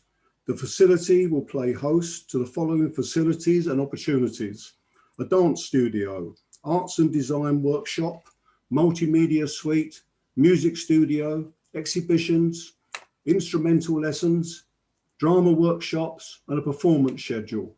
All activities guided by young people, and all of the above will be available for just 50p a session. Also, Creative People and Places, known as the Basil Dom Consortium, is a 4-year programme of creative activities driven by... One moment, please, Councillor Harrison. Councillor Rimmer, you have a point of order 16D. Thank you, Mr. Mayor. I just would like, as in answer to my supplementary, I appreciate he's answering my first question. I would just like at least an acknowledgement that he will answer it now or in a written response. Okay. That's, as a member, I think he owes me that respect. Thank you, Councillor Rimmer. Councillor Harrison is answering your question. As we mentioned at the start of your question, he's entitled to answer it how he sees fit. Over to you, Councillor Harrison. Okay.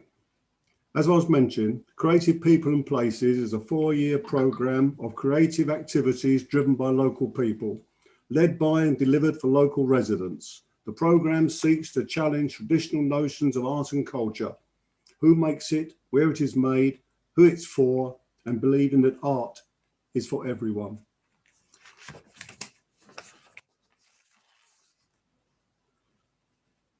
I'm just trying to be brief, and I will mention also some of the things that are going on in the last 18 months and will continue, hopefully, this next year.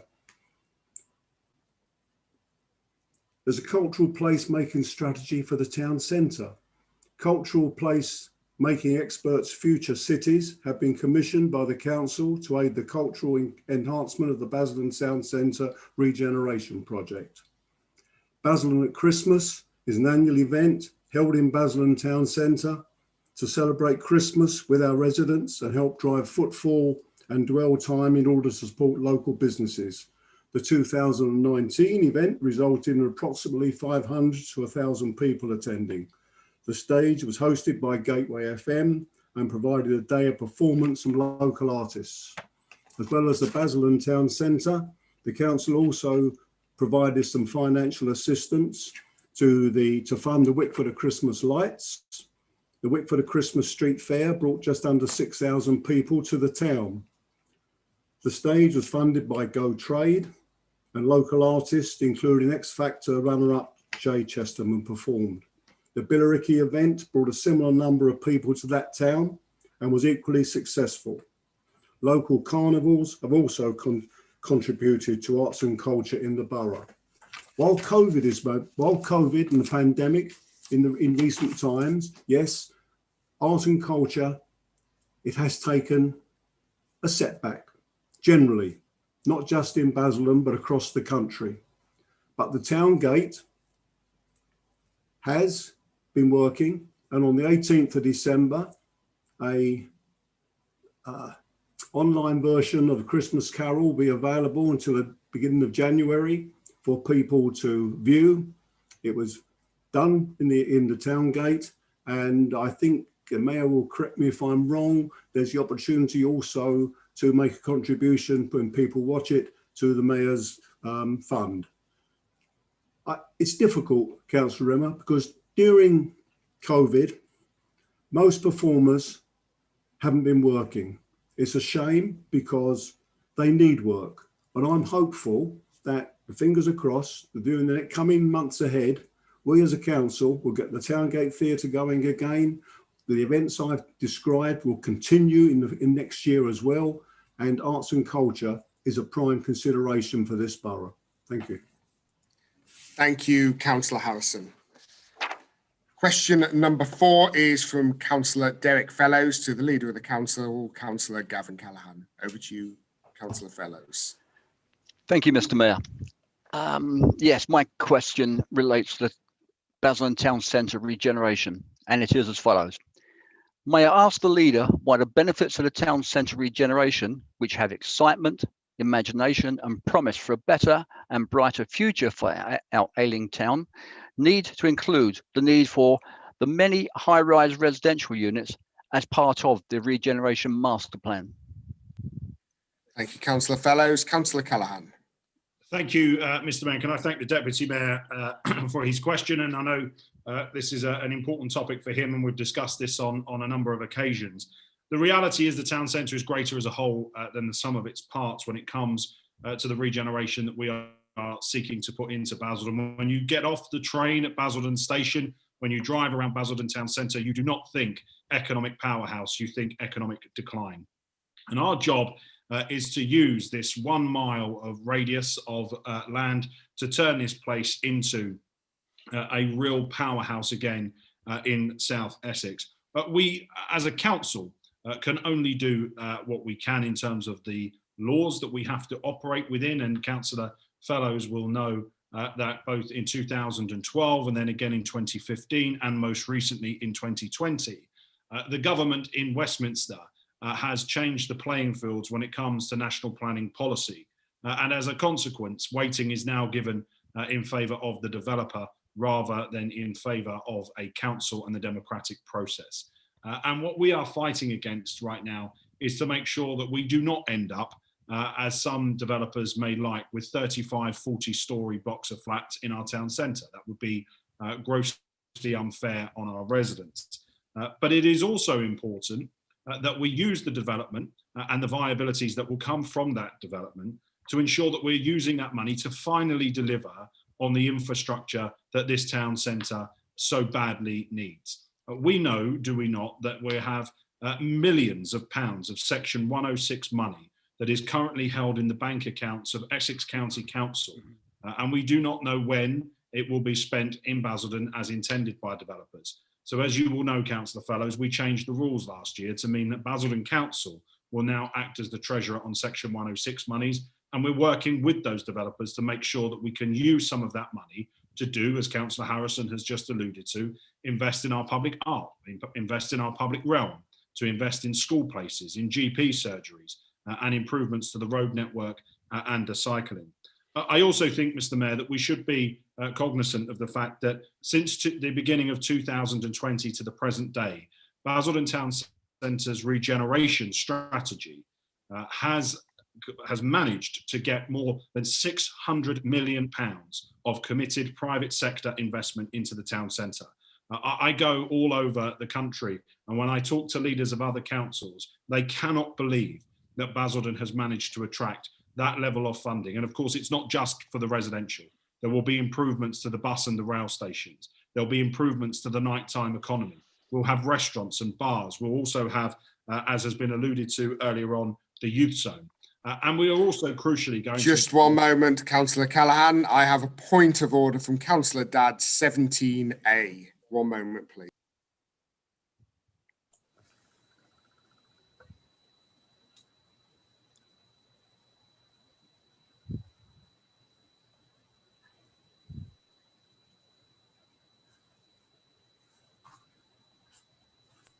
Okay, Councillor Dadd, would you like to outline your point of order, please? Thank you, Mr. Mayor. In relation to impugning officers of Essex County Council, again, as the leader will know, Section 106 is a levy on a development, and it's for a specific purpose. So therefore, it's only that purpose. Councillor Dadd, if you could just outline how this meets 17A, please. Yes. So what I'm saying is that he's impugning officers at Essex County Council, implying that you can get 106 money and spend it generally for anything that's not tied to the particular site or what it's earmarked for under a contract. So it's misleading and impugning officers at Essex County Council and our own officers. One moment, please.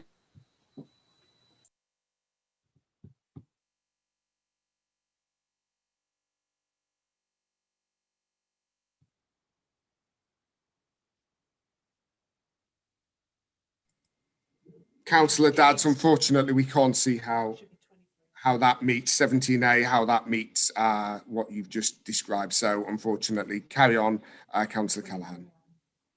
Yeah, of course, because it suffers from the distinct disadvantage of being Basildon Council's constitution, not Essex County Council's constitution, which kind of rules out the point there from the honourable member from Stock. Mr. Mayor, we've also passed the Basildon First Charter, as you well know as well, which will prioritise ensuring that jobs, housing and the local supply chain is prioritised for Basildon people and for Basildon's businesses, and we'll be bringing forward policies in the new year on this. So this is a very exciting time for the borough. This is a very One moment, Councillor Callaghan. Councillor Dadd, 17A. If you can make sure your point of order relates to 17A this time, please. Thank you. Yes, it does. It's impugning me, saying I'm a resident of Stock. As you know, I have a business in Billericay, the borough, and on that basis, I'm entitled to stand. It's impugning me.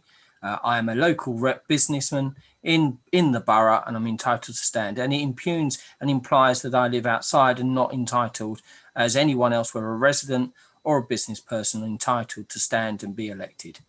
Thank you, Councillor Dadd. That doesn't relate to 17A. I suggest you check your constitutional points. However, Councillor Callaghan, if we can please keep this matter amicable, please. So over to you, Councillor Callaghan. I think you've got another one. Oh, I have got another one. Councillor Rimmer, point of order 23A. Thank you, Chair, and thank you, Councillor Callaghan. I believe my colleague was wanting to say point of order 23A when he was being impugned. And I'd like you to make a deliberation on that, please, because I think it is unfair for such characterizations to be made without a right of reply. Thank you, Councillor Rimmer. I've already asked Councillor Callaghan to continue this exchange amicably. So, Councillor Callaghan, over to you. Thank you. Of course, Mr. Mayor, and I will avoid facts because clearly that causes such a problem. I'm finished with my answer. I don't know if Councillor Fellows has a supplementary. Thank you, Councillor Callaghan. Councillor Fellows, we just need to unmute you. Do you have a supplementary, please?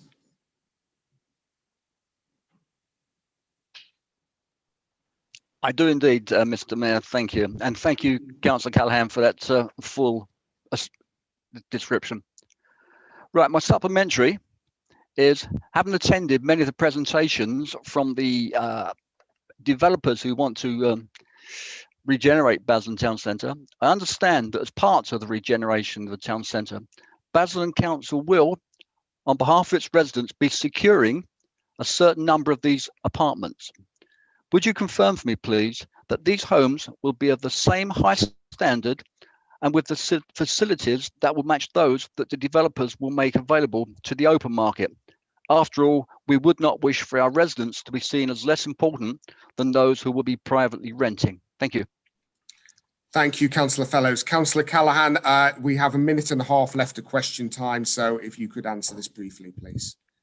Of course, Mr. Mayor, and again, thank you to Councillor Fellows. And again, I know he's been attending those pre-application meetings and statutory application meetings with the developers, so he's fully aware of this.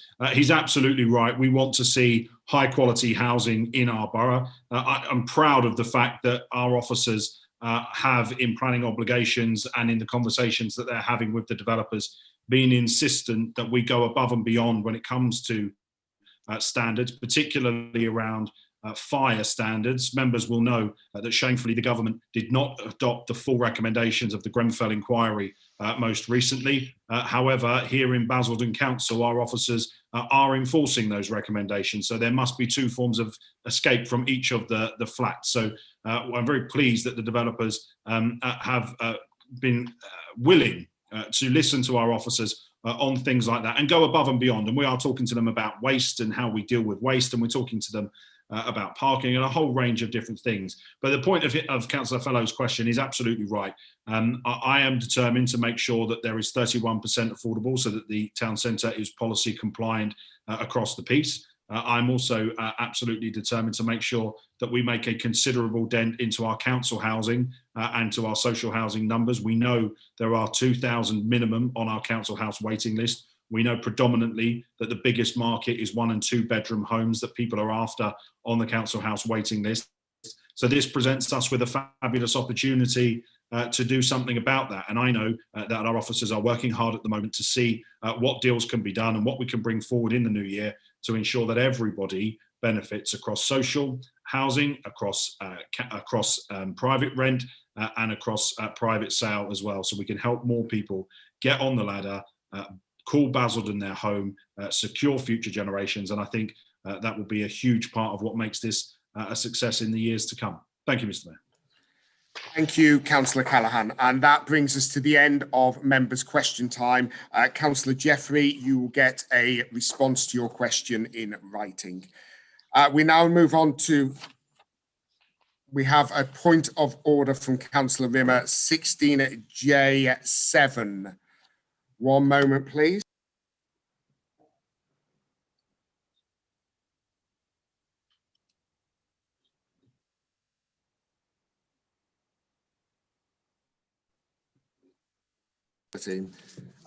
Councillor Rimmer, you're moving to suspend the guillotine, is that correct? That is correct. Thank you, Chair. Do you have a seconder?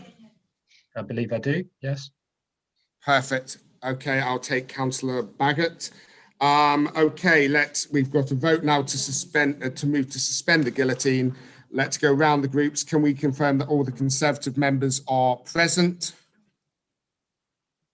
If you make sure your cameras are on, please, members.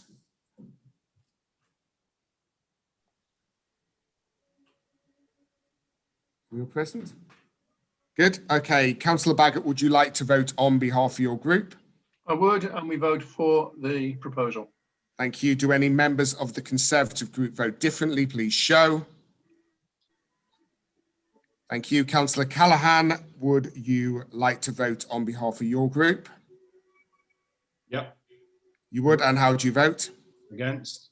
Against, thank you. Councillor Smith, would you like to vote on behalf of your group? You would, if you can unmute. And how do you vote, Councillor Smith? Definitely against. Against, I should have said, do any Labour members or independent members wish to vote differently? Well, if I said differently, you might have a double by-election in Wesley Heights in Nevermain for certain members. Lovely, thank you. So that's fine. We then move on to Councillor Harrison on behalf of the Wickford Independents. Do you wish to vote on behalf of your group? I vote on behalf of myself. The answer is against. Against, thank you. And Councillor Brockman, how do you wish to vote? I vote for, as we've got to get a lot to get through. You vote, sorry, for or against? For, no, for. You as vote we've for. got a lot to get through, yeah. You vote for, okay. And then Councillor Blake, how do you vote? Or, do you wish to vote on behalf of your group, firstly? No, I wish to vote for myself, and I Thank you. vote that we suspend the guillotine. In favour. In favour. And Councillor Holliman, how do you vote? For. You vote for, thank you. And finally, non-aligned, Councillor Fellows, how do you vote?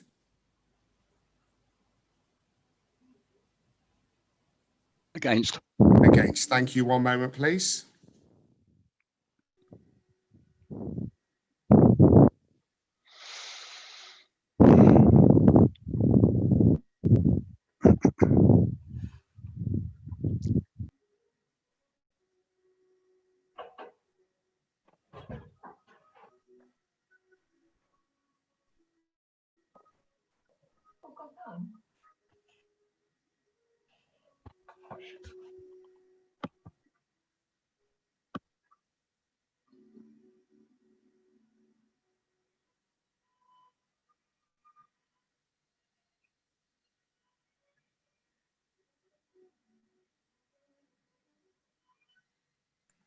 Thank you. I have the results of that vote with 22 for and 22 against. It goes on my deciding vote and I vote against. Moving on, agenda item 7, petitions. In accordance with Council Rule, Procedure Rule 12, to receive any petitions submitted by a member of the Council. Oh, Councillor Harrison is waving away there. Councillor Harrison, do you have a point of order? If you do, if you can put it in the chat, it'll be much appreciated. You said the result was 22-22. There's only 42 of us here. 1 moment. 22. One moment, Councillor Harrison.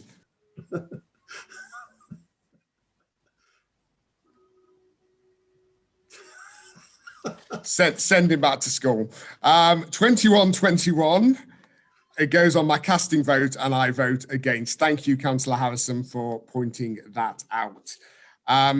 Agenda item 7, petitions. In accordance with Council Procedure Rule 12, to receive any petitions submitted by members of the Council in line with the Council's petition scheme, and I've not been notified of any petitions. Agenda item 8, actions taken in response to motions agreed at previous council meetings. Report detailed within the agenda summarises the actions taken in response to the resolutions arising from motions at the council meeting held on 22nd of October. They're all waving at me. I'll finish this and then I'll come to you. As set out in the council's constitution, this report is to be received without debate. Before we go to a break, I have a point of order 23A from Councillor Rimmer.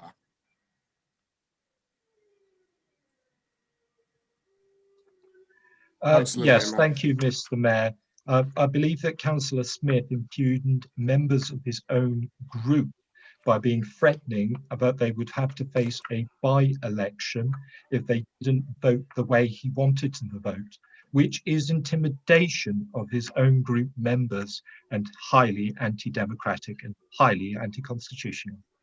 Thank you for making that point, Councillor Rimmer. Councillor Smith, maybe just watch the language sometimes that's used. I'm sure if Councillor Smith's group have any issues, they will follow the appropriate procedures. So thank you, Councillor Rimmer and Councillor Smith. Let us now move to a break. We're going to take a break now for 20 minutes. During this break, the amendments to the motions, if we actually get to the motions, are going to be circulated to all members. So please discuss them as obviously we'll be moving forward with business once we're back. Just to remind members, we still have a lot of business to get through, and I would ask that we please, during this break, focus on our conduct and consider how we come back to this meeting, as we need to get through the business of this meeting. So we'll be back here just before 10 to 10. Thank you.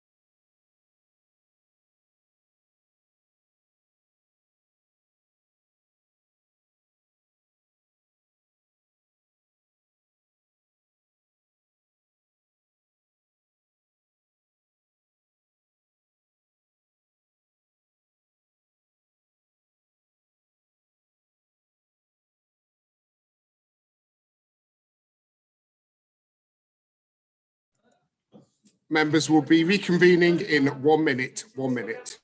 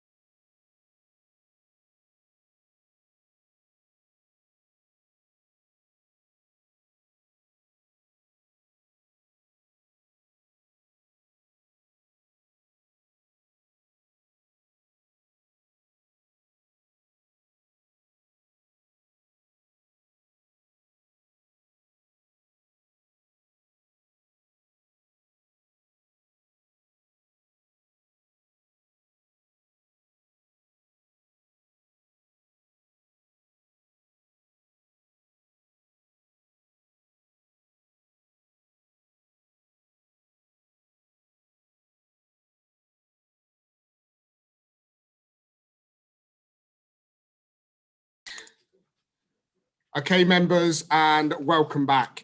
I think it's worthwhile me just pointing out before we reconvene the meeting fully. I would ask all members to please just consider that first half of the meeting. Consider what we're here to do. Consider that we're here to represent our public, and we should be acting with decorum and the right standards during this meeting. So please, let's just think of our public that we're here to represent and act appropriately. Councillor Baggott, you wish to raise a point. Is it a point of order?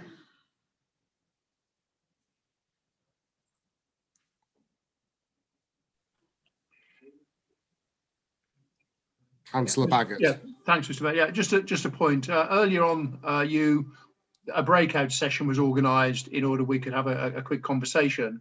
I think in future it'd be useful for that breakout session to be made available to respective groups, because right now what we have to do is you have to leave this Zoom meeting, set up a new Zoom meeting, meet at that Zoom meeting, then close down that Zoom meeting to come here.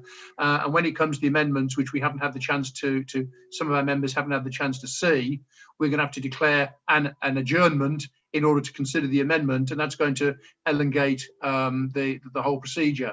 So it would be a good idea maybe, and this is just a learning point, that breakout sessions are set up for the respective groups at future council meetings. Thank you, Councillor Baggott. Point noted, and I'm sure we'll pick it up when we have our group leaders session following this meeting. Thank you.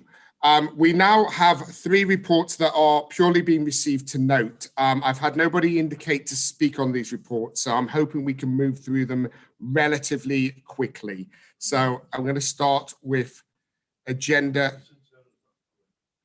I'm going to start with agenda item 9, report from the Association of South Essex Local Authorities, SELA. Councillor Callaghan, over to you. Thank you.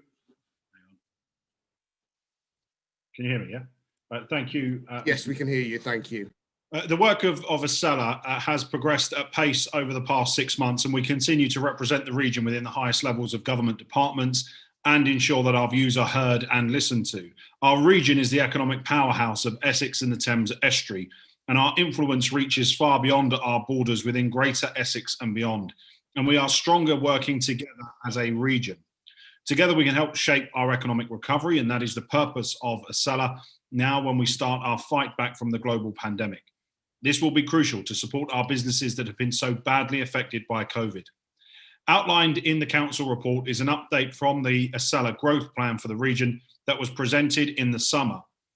Specifically in Basildon, the growth plan is forecast to deliver economic and social benefits of new jobs and improved productivity, additional investment from money secured from the government for local housing, a drive forward for local full fibre network plans from the Department for Culture, Media and Sport. Regionally, SELA has now also secured £16 million from the Get Building Fund, which includes investment in the new Basildon Swan modular housing factory. Work is also being undertaken with Ford and Leonardo to grow the green tech sector, bringing future business to Basildon, and we hope to be able to make more announcements about this early in 2021. SELA is bringing both public and private finance to the region. It is ensuring that we have access to those funds in government and being used for what we want here in Basildon. If levelling up is to be the true agenda of this government, then Basildon must also have its fair share of levelling up funding. As a region, we want and need to deliver for our residents, and I look forward to the next steps of the Sellers growth plan to bring real change to the people of Basildon. Mr. Mayor, early in the new year, I will be bringing a further report back to the Policy and Resources Committee to outline how we are taking a Seller to the next level and making sure we attract the vital monies for infrastructure that our borough so desperately needs. Thank you, Mr. Mayor. Oh, thank you very much, Councillor Callaghan. We'll now move on to agenda item 10, which is the Hofields update. So, Councillor Callaghan, over to you. Thank you again, Mr. Mayor. And I wanted to take this opportunity to update the council on the ongoing situation at Hofields. I know that many members of the council take an interest in this issue, and I also know that both the settled and traveller community of Hofields appreciate the council communicating with them on the latest developments. As members may be aware, on the weekend of the 27th, 28th and 29th of November, the council began taking legal action in the High Court to remove mobile homes and caravans which were brought onto private land at Hofields Drive in Wickford for residential occupation. This resulted in the creation of 11 unauthorised pitches for the stationing of caravans for residential occupation. I am pleased to tell you that the council was successful in obtaining an injunction on Sunday, the 29th of November. Yesterday, Wednesday, the 9th of December, at a hearing, the Defence Counsel for the individuals responsible for the unlawful development sought the amendment of the order allowing occupation to remain pending a future planning appeal. However, Mr. Justice Foxton's judgment was to maintain the existing orders, and the defendants must remove from the land any static caravans, mobile homes and touring caravans by 4 p.m. on Monday, the 14th of December 2020. This is an ongoing situation. Our officers are continuing to work around the clock to ensure we are working with the courts and partners to ensure the injunction is followed and that the necessary powers of arrest are enacted where necessary. I would like to take this opportunity to once again thank the council's planning enforcement and legal teams for their work in getting us to this point. It was a monumental effort to mobilise so quickly on that Saturday, and as I say, to work around the clock ever since to ensure the council is in the strongest possible position alongside Essex Police to uphold the rule of law. I will commit to updating members again on our progress, Mr. Mayor, in the early new year. Thank you, Councillor Callaghan. I know that some members are saying they wish to speak on this matter, but we will be just receiving this as an update. So if we can now move on to agenda item 11, air quality update. Over to you, Councillor Callaghan. Thank you, Mr. Mayor. As per my previous commitments to full council, I wanted to bring back an update on the issues relating to air quality and the ongoing threat of the imposition of a congestion charge on the residents and businesses of Basildon. As council will know, again, this council has been united in its belief that there should... One moment, please, Councillor Callaghan. I have 2 points of order. Firstly, Councillor Baggott, point of order 16D. Councillor Baggott. Thank you, Mr. Mayor. I mean, the last I heard, this was a full council meeting, and the point of a council meeting isn't to receive reports from one individual member of the council and be taken as rote, but surely it's to be able to pass comment or ask questions of clarification or anything which is of importance to the residents. Both on the Hofield item, we have ward councillors there that have been denied the ability to speak. We're shortly going to hear misdirection from Councillor Callaghan about air quality with no right to reply. At what point did this become the Councillor Callaghan dictatorship rather than a democracy? Councillor Baggott, the point of order is not upheld. As I said at the start of this debate, agenda items 9, 10 and 11 will be receiving reports. No members had indicated prior to the meeting they wish to speak. Therefore, we shall be moving on with the agenda. So over to you, Councillor Callaghan. If people don't know what the update is, Mr. Mayor, because there's no report received, such as the verbal report, how can a member indicate they wish to speak? Thank you. We'll be now moving on. Councillor Callaghan, thank you. Thank you. And as I was saying, Mr. Mayor, as per my previous commitments, I do want to make this report back. Whilst we fully appreciate the need to improve air quality in our borough, we are not of the belief that the way to do this is through punitive charging. This would devastate businesses and have a disastrous knock-on effect on the displacement of traffic onto the A13 and the south of the borough. I am pleased. One moment, sorry, Councillor Callaghan. I have a point of order from Councillor Buckley, 13B. One moment, please.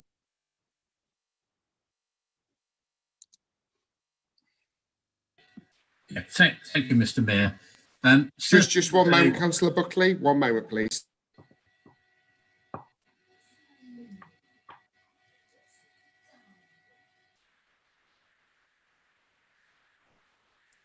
Okay, Councillor Buckley, if we can hear your point of order, please. Yeah, 13B refers to reports given at full council, and 13B quite clearly says debate can be held under the normal rules governed by Standing Order 15. Therefore, you've been misadvised or made a misjudgment in your decision. I think we should be allowed to debate this item. Okay, one moment, please, Councillor Buckley. And you're referring to agenda item 10, yes? Yes. Cool.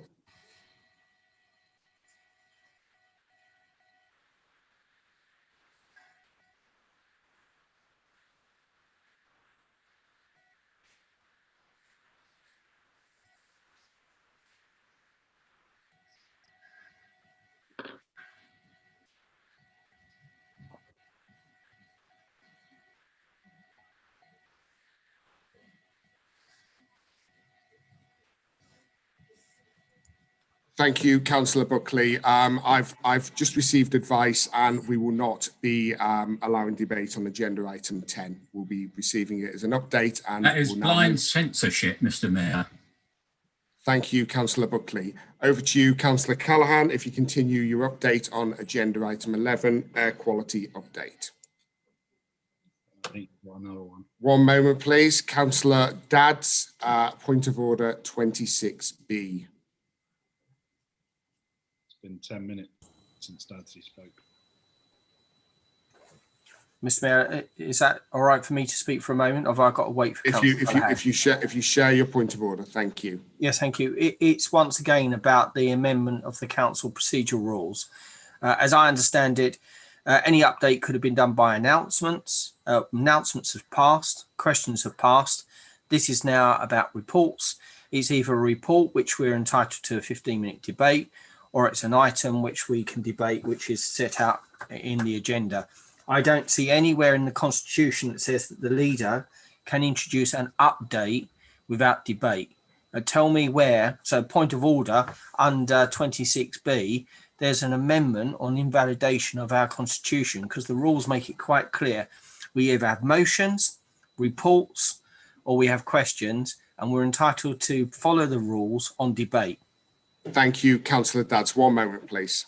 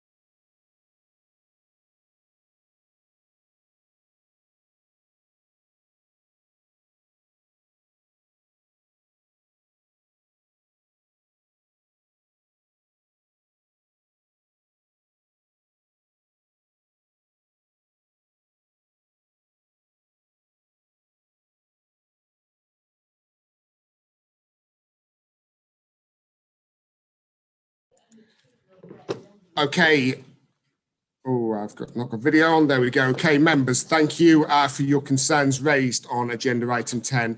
I have taken legal advice and we will not be opening this matter up to debate based on legal advice. Councillor Callaghan, if you continue with your update on air quality, please. Thank you very much indeed, Mr. Mayor. The proposal that has been worked up by our officers is a proposal for a new crossing scheme at the East Main Junction to the Sainsbury's in Neverton and Christopher Martin Way. This proposal is currently out for consultation at present. And Mr. Mayor, I would strongly... Councillor Callaghan, I'm so sorry. Councillor Baggott, point of order 16D. Councillor Dadds, I've ruled against your point of order. Councillor Baggott, if you'd like to share your point of order 16D. Thank you. Mr. Mayor, you haven't ruled against Councillor Dad's point of order. What you've said is you've taken legal advice on that particular issue and said the debate shouldn't be happening. Councillor Baggott, I've just ruled against. That is not the Constitution. I would like to know which officer specifically has advised you that the items under agenda are not able to be debated, and which is acting in contravention of the current Constitution. I'd like to know, please, which officer specifically is informing you and how does this relate debate can't take place. How does this relate to 16D? It relates to 16D because point of order 16J4 then. The point is you have made a statement that it was a legal point of view why debate couldn't be had on the previous item. Councillor Dadds has quite rightfully raised the issue that we have moved past announcements. We're now into the part of the agenda where a debate can be had, and you're saying that officers have said you can't. I'd like to know specifically which officer is advising you that debate cannot now take place. One moment, please, Councillor Baggott.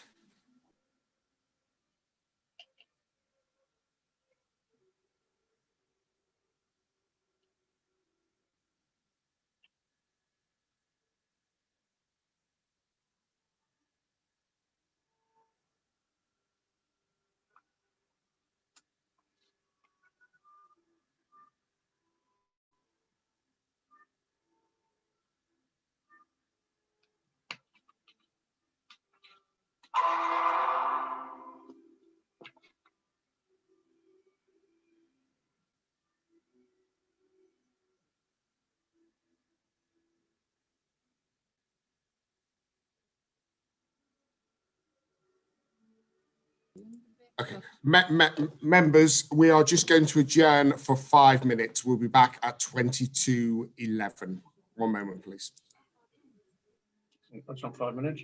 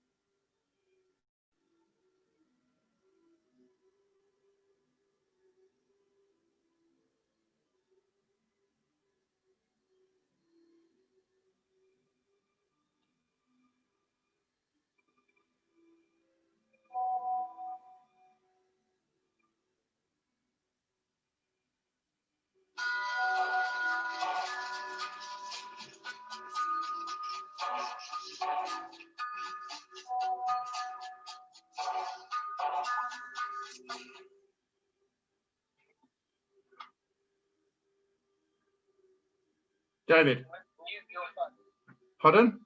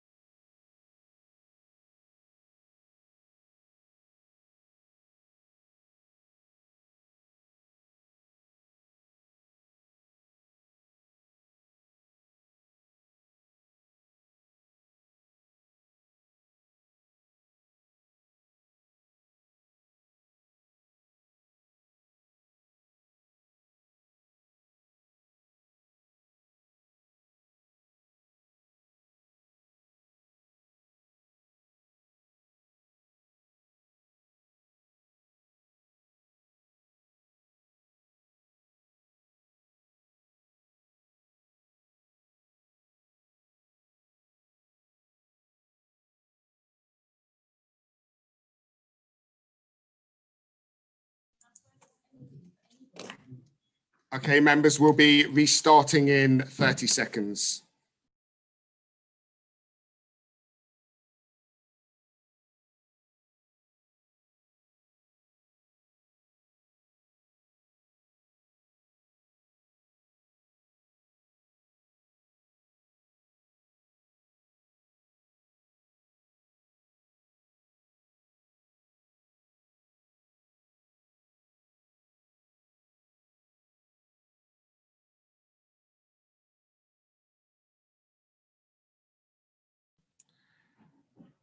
Okay, thank you, members. I just want to give you a response after some debate and advice from council officers. We will not be opening up agenda item 10 to debate for the risk that it could prejudice legal proceedings the council is involved in. So we will not be proceeding further with any debate on agenda item 10. Councillor Callaghan, if you could now reconvene your update on air quality, please.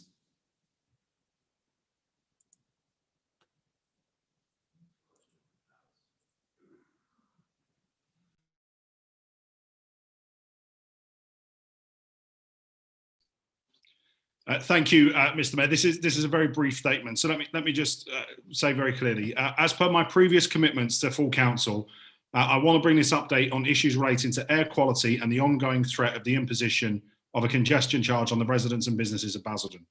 As council will again know, this council has been united in its belief that there should not be a congestion charge introduced on the A127 corridor. Whilst we fully appreciate the need to improve air quality in our borough, we are not of the belief that the way to do this is through punitive charging. This would devastate businesses and have a disastrous knock-on effect on the displacement of traffic onto the A13 and the south of the borough. I am pleased, however, to report tonight that following the tremendous work of our officers, led by Paul Brace and Rachel Glover, we have found a solution to the issues at Eastmain, which, if accepted by DEFRA...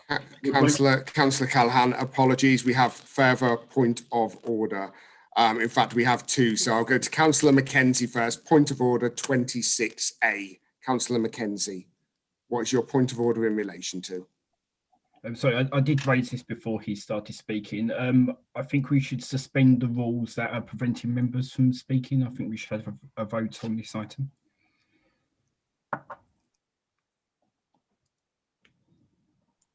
One moment, please, Councillor Mackenzie.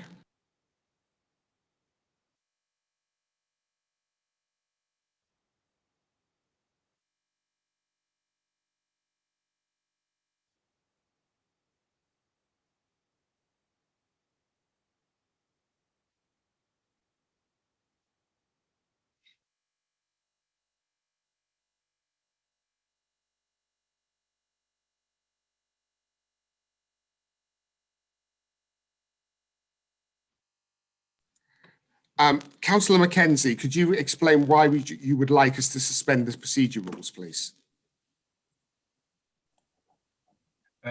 Sure, yes, because members have been denied the opportunity to speak, and this is about ward issues, and there are a number of members who want to talk about this. So if the rules are preventing members from speaking, let's suspend the rules that are preventing members from speaking. No, I'm sorry, Councillor Mackenzie, that's not a valid point of order. We'll move on from that one. Councillor Rimmer, 16J8.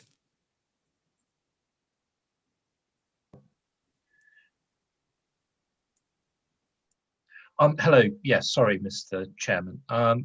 Mr. Mayor, apologies.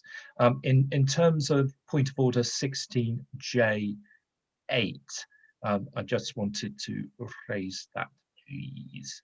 And my thinking behind that is that we should exclude the public and press so that we can debate this, because that was the hurdle for members actually being able to discuss this item. Okay, Councillor Rimmer, and for all members, I've already ruled on agenda item 10. We are moving forward from agenda item 10. Councillor Dadds, yes, I will be allowing two speakers on this agenda item 11. So if you would like to speak, please indicate in the chat. Okay, Councillor Callaghan, carry on. Mr. Mayor, I'm pleased to report at some point tonight that following the tremendous work of our officers led by Paul Brace and Rachel Glover, we have found a solution to the issues at Eastmain, which, if accepted by DEFRA, would bring into the borough natural compliance with air quality standards by the end of 2022 and therefore negate the need for a congestion charge. Whilst this is welcome news, we need the Minister for the Environment to agree to the proposals and then to remove the sword of Damocles that has hung over the heads of our businesses and residents since 2017. The proposal refers to the proposed crossing scheme on the Eastmain Junction near to the Sainsbury's in Netherden and Christopher Martin Way. This proposal is out for consultation at present. Mr. Mayor, I would strongly encourage the community and our businesses to complete the public consultation that they will find on Essex Highways website. They have until midnight on the 13th of December to complete it. The outline business case, which we will then present to DEFRA, will be based around this proposed crossing scheme as the only alternative to the introduction of a congestion charge across the Basildon Enterprise Zone south of the A127, which would affect businesses, particularly fleet operators. The scheme, as I say, will deliver compliance with air quality standards by the end of 2022, and the scheme complements our wider aims around sustainable travel, including increasing electric vehicle charging points and the e-scooter trial, which has been launched in Basildon. Mr. Mayor, we are now on the right path. We have a clear route to compliance that does not involve charging motorists in our borough. I want to thank our officers, again, who have been undeterred by their counterparts at County Hall, who advocated for the imposition of the charge. We can make this work for our businesses and for our residents, and I hope that councillors in the long term will support this proposal. Thank you, Mr. Mayor. Thank you, Councillor Callaghan. Could we bring in Councillor Rimmer, please, to explain his point of order? Yes, Mr. Mayor. So just for clarity, point of order 16J VIII or 8 in Roman numerals allows for me to put forward a motion for us to exclude the public and press so that we can discuss it. That is a motion I would like to put to this council so we can debate this. Councillor Rimmer, I've already ruled on... No, I'm putting forward a motion there. I am putting forward a motion and Councillor Rimmer, can I just finish, please? I allowed you to speak now. Please allow me to speak. I will take legal advice now. However, I have already ruled on agenda item 10 and made it quite clear that we will not be debating this matter further this evening. One moment.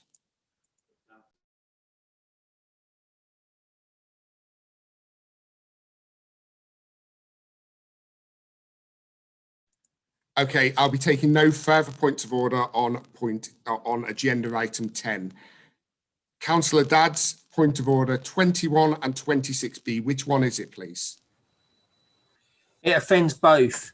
Mr. Mayor, I know that I raised the original objection on item 10, and I did ask you if you replied to me saying that you'd had legal advice that it was subject to confidential information could prejudice the council.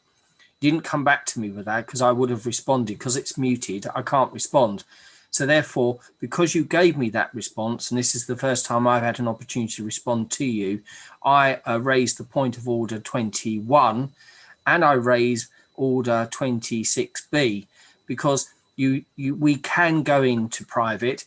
Under 21, I'm allowed to ask that if it is confidential, we can go into private. We all know what part 2 means. We can then debate it and then go back out to the public. And 21 says all members of the public and press may be excluded in accordance with the access information rules into constitutional rule 23. So I say that we should be able to go into private, have a vote on that, and then go back and debate the item, which obviously was the right forward, because I am correct. We are allowed to debate this item. You're saying we can't debate it because it's private. The rule says that we should be able to go into private session, rule 21. One moment. I have already ruled on agenda item 10, Councillor Dads, and I'm allowing no further points of order to be moved in relation but rule to agenda item 26, 10. but rule 26B, which I've just raised now, says that you cannot, as the mayor or anyone, cannot invalidate or inadvertently or non-compliance with the procedure rules convening the meeting. The meeting rules state that we're entitled to debate. If that debate means it's confidential, Rule 21 says it must be in private. You do not have the discretion to say we cannot debate it, because the procedure rules under 26B says you cannot have non-compliance of our rules. They are the standing orders of the council, and even you as mayor cannot invalidate the rules on which we are governed. You are the custodian of them, and we must follow them. One moment, Councillor Dadds.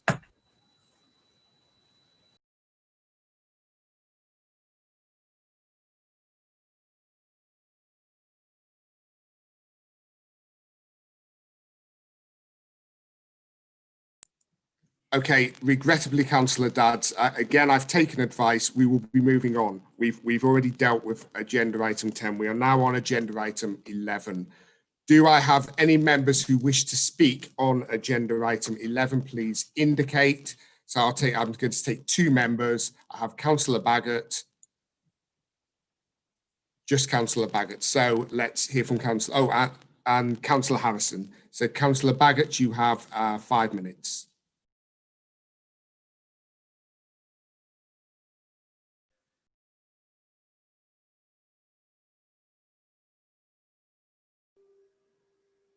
Thank you, Mr. Mayor. It won't take 5 minutes. I mean, there was a time that people were gracious in politics, and if somebody was just coming out with straight out lies, they'd say, oh, the member may be a bit misled, or the member might have been confused. But in Councillor Callaghan's case, it's just outright lies. Councillor Callaghan knows that there was never a plan for a congestion charge, and Councillor Callaghan's whole administration is run on telling a lie, running with a lie, and then taking credit for when the lie never manifests because it was never there in the first place.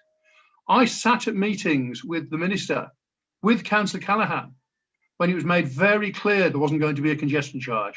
And here he is, misleading the public, misleading the 38,000 or so people that he claims are watching, and telling them that he has sole-handedly stopped there being a congestion charge, which there never was. When is this leader and this administration going to just man up and start telling the truth to residents for a change and take credit for things you actually do? I mean, in this regard, I've got a bit of credit for Councillor Harrison. At least what he does is he does something and then takes credit for it. But Councillor Callaghan makes things up that are never going to happen, then takes credit for stopping them. It's absolutely scandalous. And I hope that the public in May will see through him and the whole dodgy lot of you. Thank you, Councillor Baggott. Councillor Harrison, you have 5 minutes. Thank you, Mr. Mayor. I wasn't going to comment on this, but I will. I'm pleased that there will not be anything called a congestion charge, whatever you want to call it, on the A127 or any part of it anywhere in the borough. And can I say, thanks for letting me speak on this. I appreciate that very much. I also would have liked to have spoken on the previous one as a ward councillor, and I agree with Councillor Dadds on this, and I honestly think you have, in my view, and I was a mayor, you have done a disservice to that position at this evening, because I had many arguments with Councillor Dadds when I was mayor, but I respected some of them. I think he respected my decisions sometimes, which didn't meet his requirements. But one thing I would never do was stop people speaking.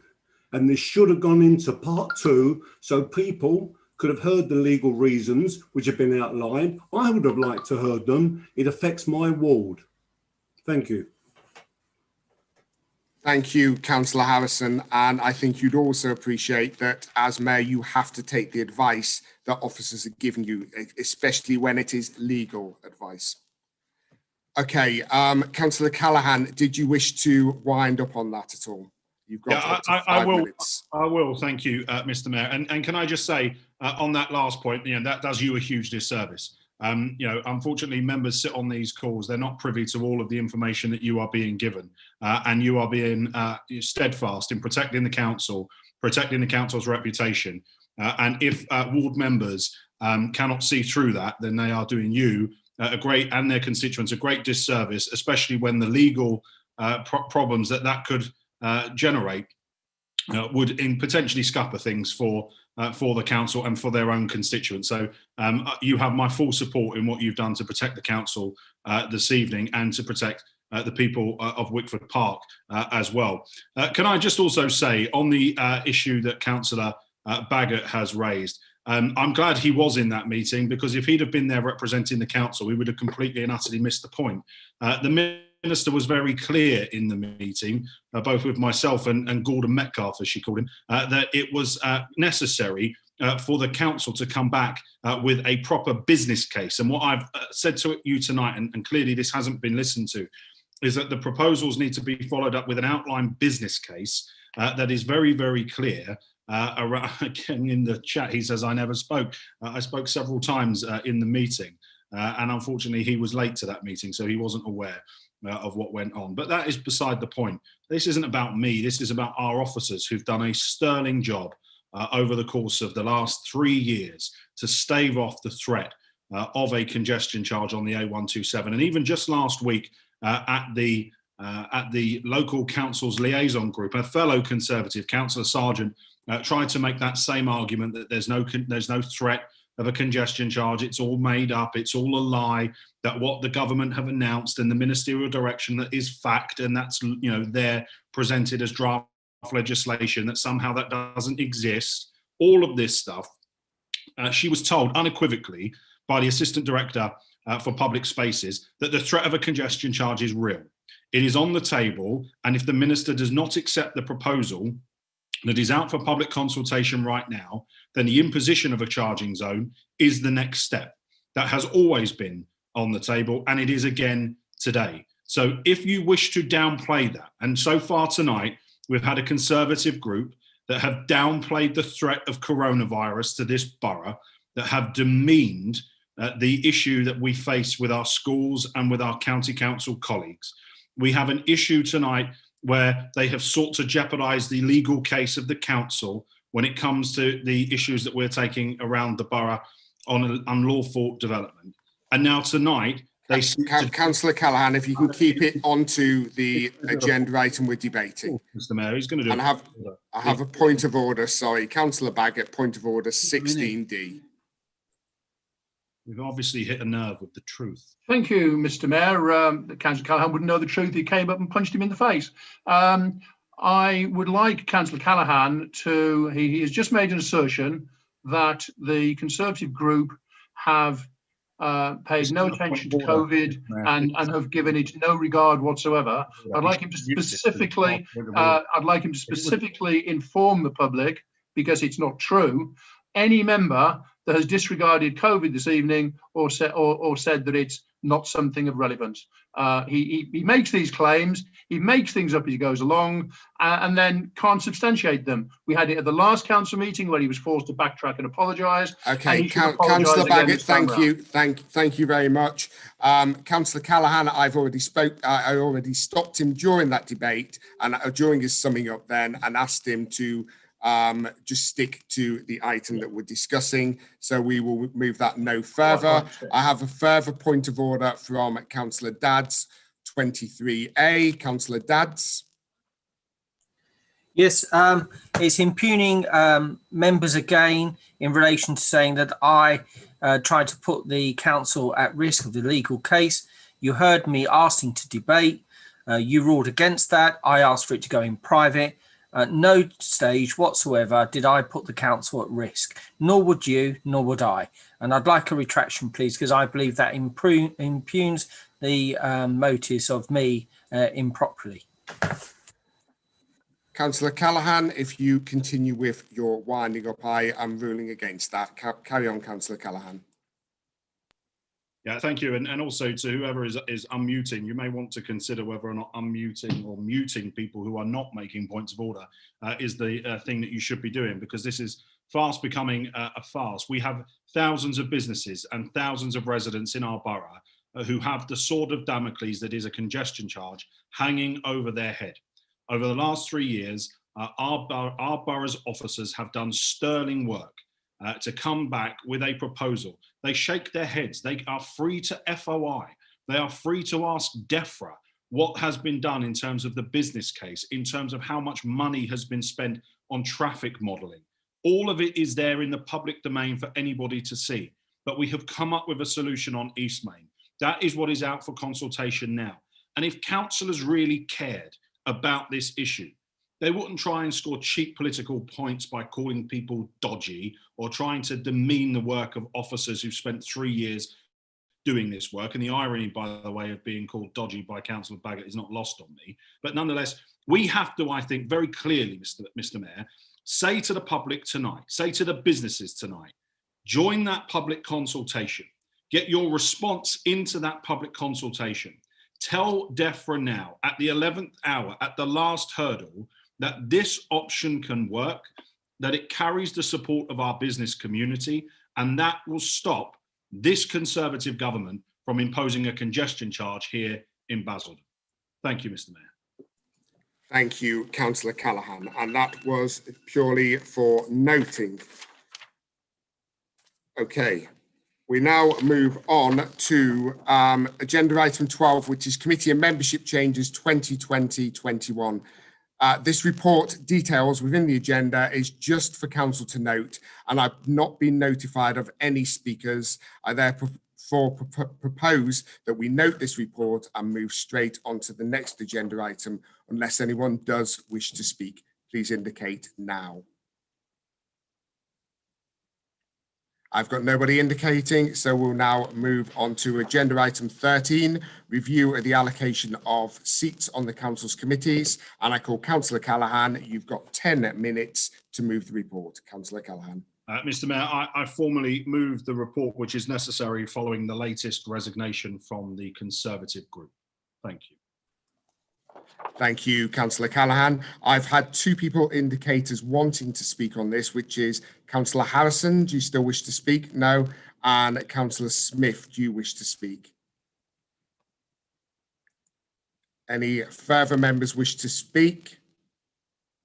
Nope. Okay, we need a vote on this, so we shall now, Councillor Callaghan, I'm guessing you don't wish to wind up. If there's nothing to wind up on. Great, we'll now move to the vote. So if everyone could please turn on the cameras, your camera needs to be on to vote.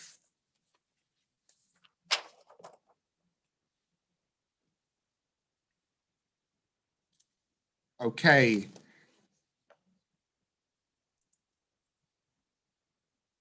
Councillor Turner, you need to turn on your camera to vote.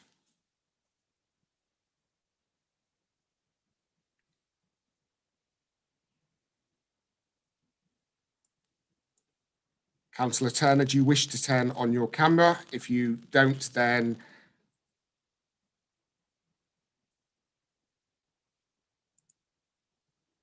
thank you, Councillor Turner. Councillor Baggott, do you wish to vote on behalf of the Conservative group? I do. And how do you vote? We abstain. Abstain. Do any members wish to vote of the Conservative group wish to vote differently? Please show.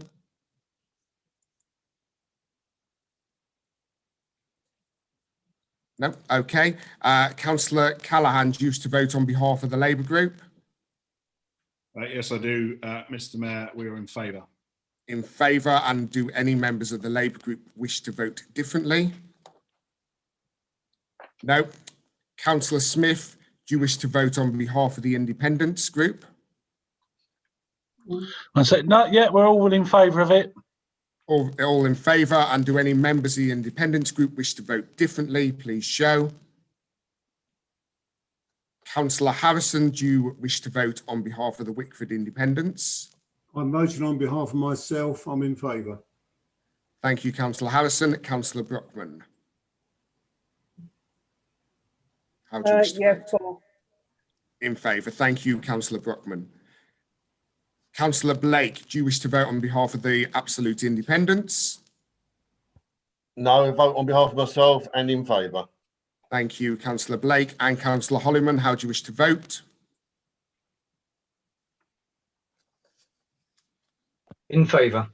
Thank you, Councillor Holliman. And finally, Councillor Fellows, how do you vote? In favour, Mr. Mayor. In favour, thank you. 1 moment, please.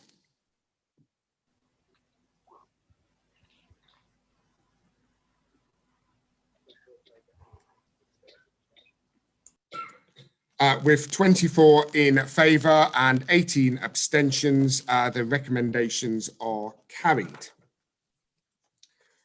We now move on to agenda item 15. We are in danger of getting to motions here. So this is the Capital and Investment Strategy Interim Report 2020-21. I call Councillor Callaghan to move the report. You've got 10 minutes, Councillor Callaghan. Oh, sorry, I've jumped item 14. My apologies. So item 14 is the standards arrangement, appointment of independent persons. I call Councillor McGeorge, Chairman of the Joint Standards, to present the report. Councillor McGeorge, you've got 10 minutes.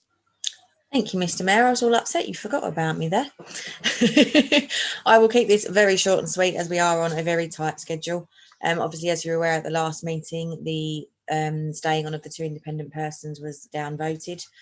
So here we have a new report to keep another 2 of the independent persons who said they're willing to carry on. So I'd like to move straight to the recommendation, please.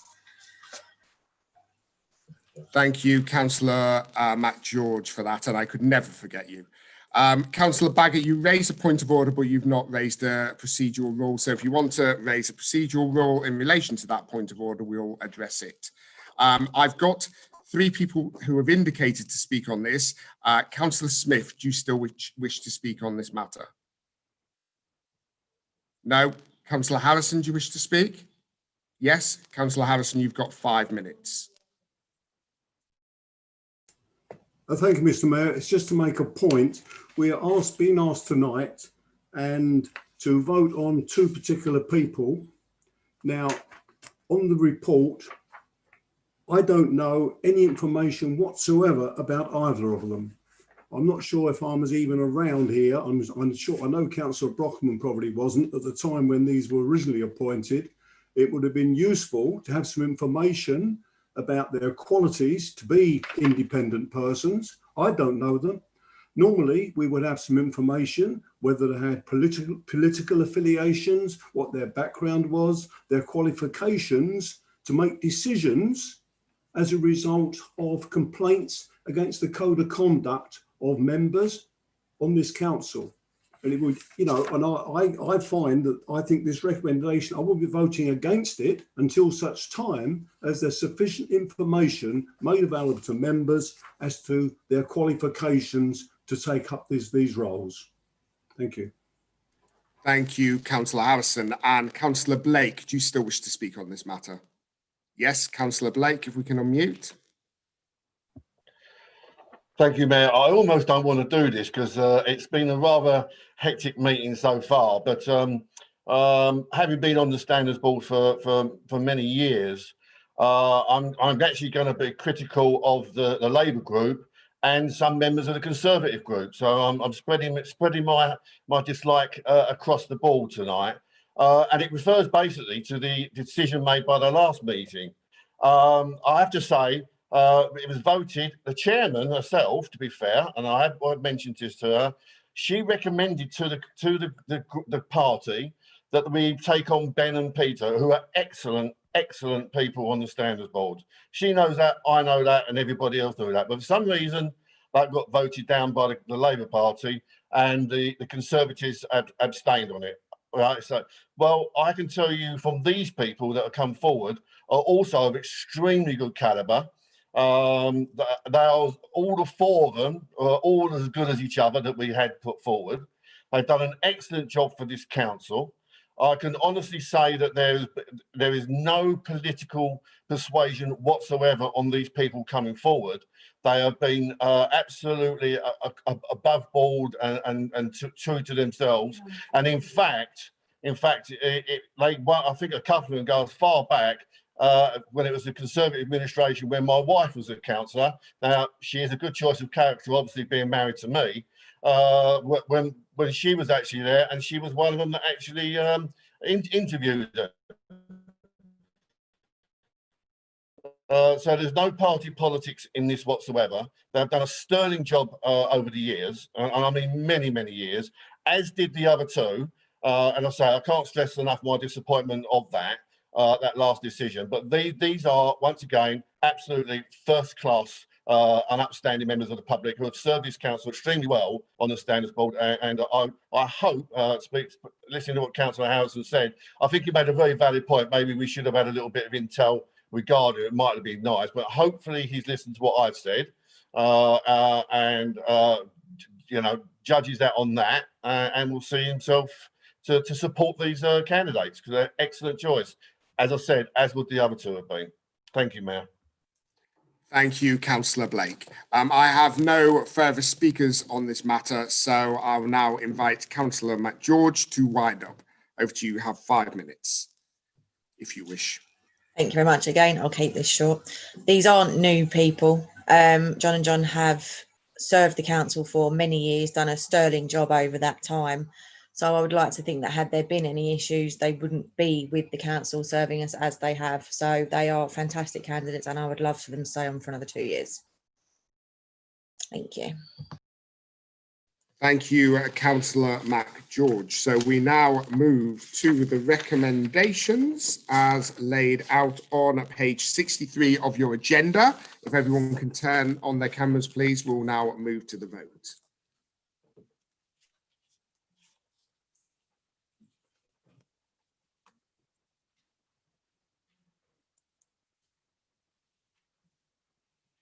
Okay, we need all members to turn on the cameras for the vote.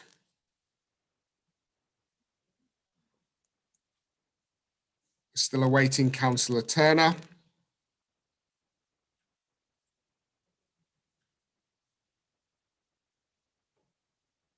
Councillor Turner, if you can turn your camera on, thank you. Councillor Baggott, do you wish to vote on behalf of the Conservative group? I do. And how do you vote? We abstain. You abstain, thank you. And do any members of the Conservative group wish to vote differently? Please show. No, thank you. Councillor Callaghan, do you wish to vote on behalf of the Labour group? Yes, please, Mr. Mayor, we'll vote in favour. Thank you, Councillor Callaghan. Do any members of the Labour group wish to vote differently? Thank you. Councillor Smith, do you wish to vote on behalf of the Independents? Hold on. Well, yes, we're all voting in favour. All in favour. And do any Independents wish to vote differently? We'll upset Councillor Emma. Thank you. Councillor Harrison, do you wish to vote on behalf of the Wickford Independents? I'll vote on behalf of myself. I'll abstain. Thank you. Abstain. Councillor Brockman, how do you wish to vote? Yeah, I'm abstaining. Abstain. Thank you, Councillor Brockman. Councillor Blake, do you wish to vote on behalf of the Absolute Independents? No, I vote on behalf of myself and in favour. In favour, thank you. And Councillor Hollyman, how do you wish to vote? In favour. In favour, thank you. Councillor Fellows, how do you vote? Yes, Mr. Mayor, I'm in favour. In favour, thank you. One moment, please.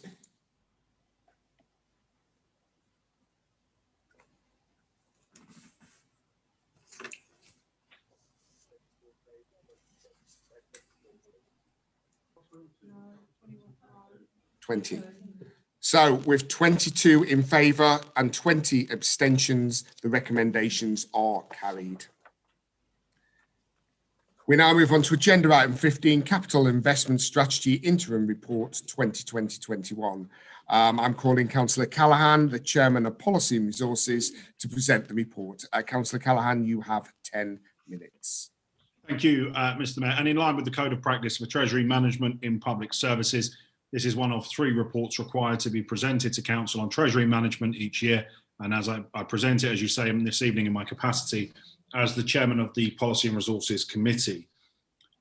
This report summarises the Treasury Management activity during the first 6 months of 2020-2021 by reference to the key objectives set for the year in the approved Treasury Management Strategy and the Investment Strategy. The report notes the outcome of the government's consultation on changes to the ability of local government to access loans from the PWLB, which has now been published alongside the spending review.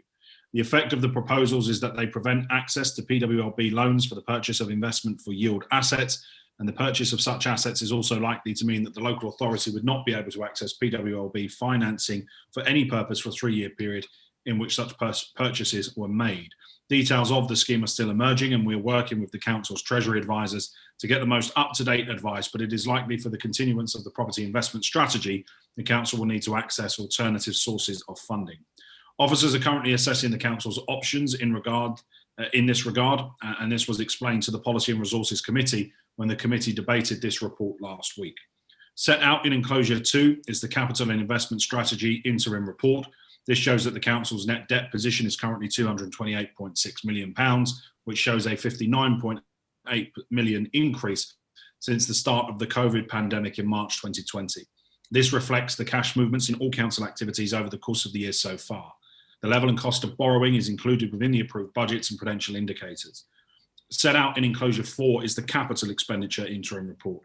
This shows the summary capital programme, which includes carry forwards and a summary of the other key capital programme activity. It should be noted by members that we are dealing with the issues related to the first half of this financial year, and this report does not take into account any spending, borrowing, or investments that the council may be involved with in the new year. Consequently, any investments in the MTFS that are yet to be spent, any impact of the Brexit deal, and any further implications of further lockdowns or tiering will be picked up by the Treasury Management reports that come to Council in February as part of the budget setting. Mr. Mayor, I recommend this report to Council.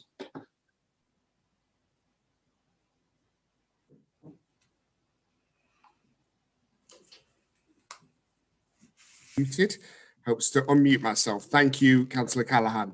I have 5 speakers who have indicated they wish to speak on this report, which is Councillor Sullivan, Councillor Smith, Councillor Dadds, Councillor Rimmer and Councillor Harrison. So I'll move to, Councillor Harrison doesn't wish to speak. Thank you. I'll move firstly to Councillor Sullivan. You have 5 minutes. Thank you, Mr. Mayor. I cannot argue with the facts of the report, which is why we voted at P&R to put it to Council for full discussion amongst all members, and also now with the report finally in the name of the Chairman of P&R. But the Conservative group does have concerns regarding the activities of the administration that are detailed in the report, specifically regarding the their operation of the commercial asset acquisition strategy. We believe that the administration are stretching the boundaries of the strategy to expose the council and taxpayer to increasing amounts of financial risk. Firstly, regarding investment leases, which is specifically mentioned in this report, this is effectively a means by which another institution can lay off risk by giving the lease of its tenant over to the council while the council pays the institution a rent. This report actually mentions one of the tenants involved as being a retailer, which in the current climate carries a raised level of risk. Why would an institutional investor wish to hand over the lease of such a tenant to the council? We, of course, in the last few weeks had Arcadia going under with such famous names within it as Debenham, and that just shows Debenhams, which just goes exactly what is happening to retail in the current climate. We believe this new element to the asset acquisition strategy has increased our risk exposure. Another new element to the strategy is the investment by the lends other institutions taxpayers' money for property development. But the degree of uncertainty and volatility in the current property market is such that when this strategy was considered at P&R on the 22nd July, the Conservative members merely asked we defer this for a year until the market had stabilised. This is not opposition for opposition's sake or kicking the can down the road. It is protecting the taxpayer from property market volatility and risk. But yet, the administration ploughs on regardless. In times such as these, there is money to be made by risk taking and speculation. That is the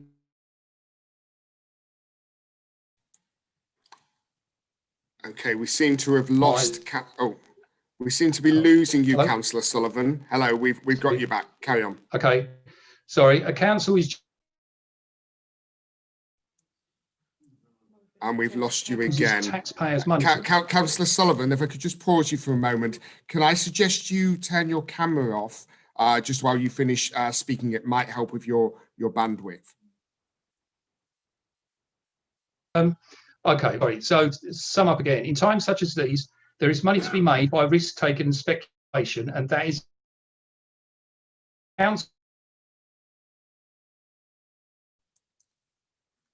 We've lost you again, Councillor Sullivan. Councillor Sullivan, I'm gonna pause you for a moment. We will come back to you shortly, and hopefully you'll be able to finish off what you were just going through. So if we can just mark Councillor Sullivan's time. Let's move to Councillor Smith. Councillor Smith, did you still wish to speak?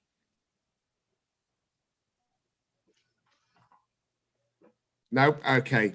Let's move to Councillor Dadds. Councillor Dadds, you have 5 minutes.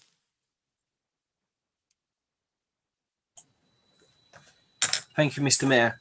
I do have some grave concerns about how, as Councillor Callahan says, the movement of cash, the capital investments, and potentially the recklessness in what the council are doing at the moment. We have, for example, greater risks for the local taxpayer. I want to know, and perhaps he can reassure us in his closing, that whilst there's tightening of controls around commercial investments, in the light of COVID-19, what is the actual impact on our commercial investment as it stands in our strategy?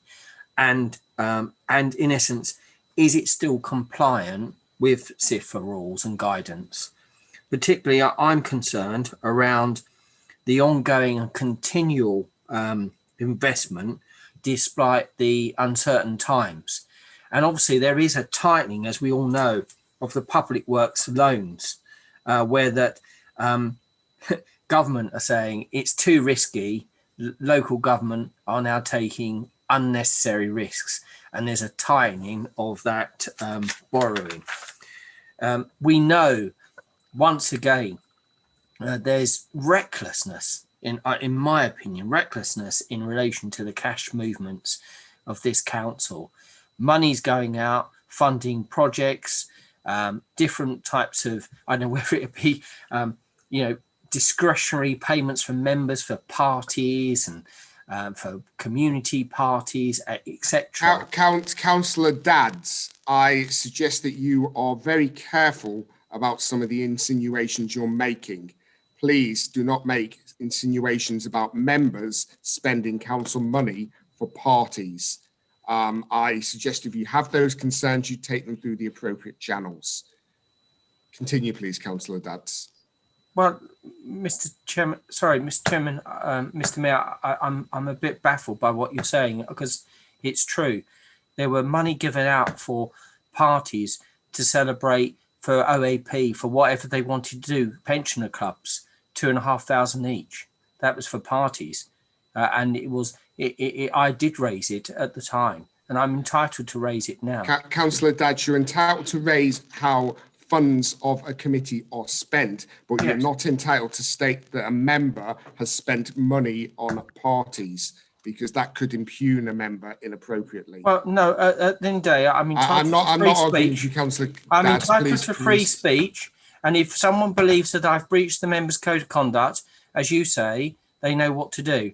I'm asking you to be careful of the wording that you're using, because it could impugn other there are members. cash movements within this council who are going to fund various projects which I believe is reckless in the moments at this time of national crisis. We should be careful with our funds. We have now borrowed an extra 70 million in debt, extra money to try to get over this crisis. when we are still spending and spending and spending. I can see those yellow post-it pads being scattered around the different offices of the council saying we've run out of cash. And all I'm saying is that we've got projects, for example, in the town centre with the cinema. Lots of cinemas are actually putting on hold, even broadcasting and putting on any film. What steps and what assurance maybe the leader can tell us?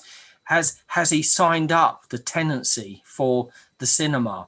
He's ploughing ahead with that investment. It was right at the time, but it may not be right now given the environment. Just to pause that and just see, have we secured that tenant? Does that tenant still want to be in that property? And we're ploughing ahead for all this investment. So all I'm saying is I'm concerned about the cash movements, the funding of this council, particularly when we've got a number of projects like the youth zone, where I've tried to raise a question and you've stopped me, where I have genuine concern about funding and how we are going to balance the budget this year, next year and following years, given the recklessness, in my view, of some of the spending and decisions of this council. Thank you, Councillor Dadds. And just to be very clear, as you've raised it publicly, you were not stopped from answering your question. You were given the opportunity to rephrase your question as a question, which you didn't do in time, unfortunately. So let's now move on to Councillor Smith.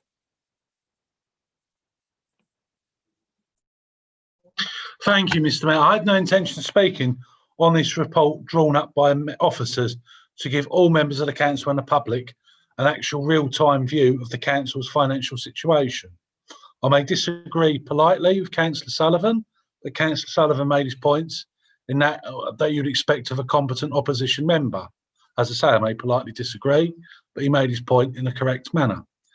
I'm astounded with the absolutely bizarre comments by Councillor Dadds that the Housing and Communities Committee have been financing sort of parties or raves at the pensioner clubs. What we agreed, and it was cross-party, and Councillor Dadds was on the committee at the time, was to give our pensioner clubs, well before we even spoke about COVID-19. It was just this distant disease in China that the Chinese government had a grip on. And sadly, that wasn't the case. And it was cross-party. It was agreed that our pensioner clubs in the borough, that they could celebrate VE Day in the way they wanted to. And what we've heard tonight is Councillor Dadds malign our pensioner groups, tar them as if that money was embezzled.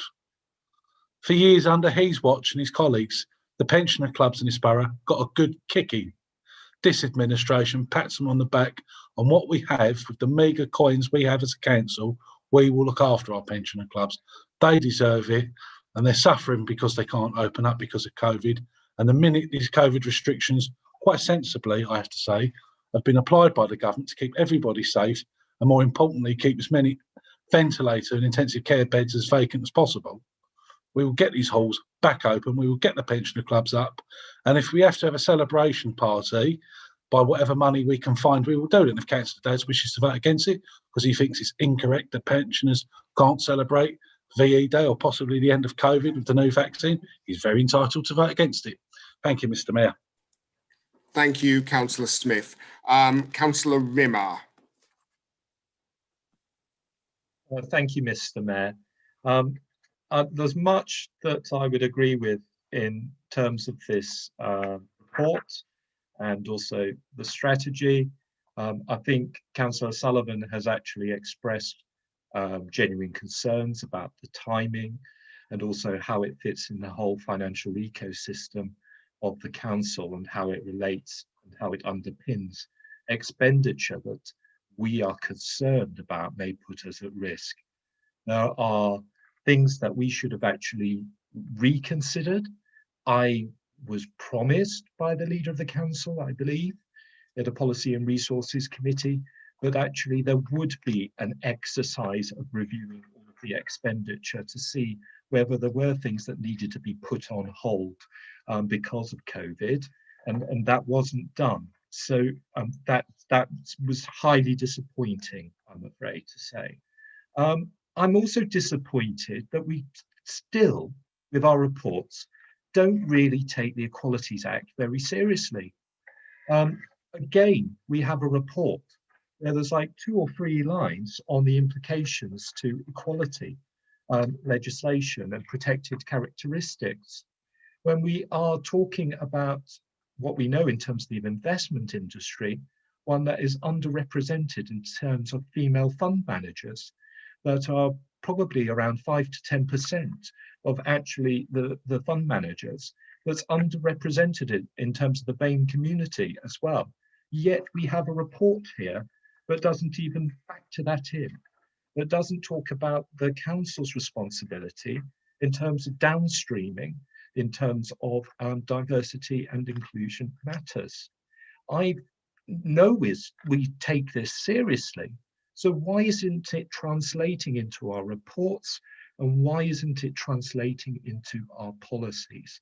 I see those 2 factors I've raised today, how this underpins the financial ecosystem and the spending review that did not take place during COVID, and the lack of downstreaming in respect to diversity and inclusion to be 2 fatal flaws. And unfortunately, it's with great regret, I will have to also vote against this.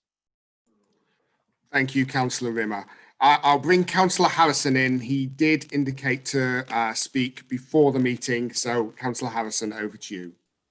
Thank you, Mr. Mayor. I wasn't going to speak until I listened to Councillor Sullivan and Councillor Dadds and partly to Councillor Rimmer.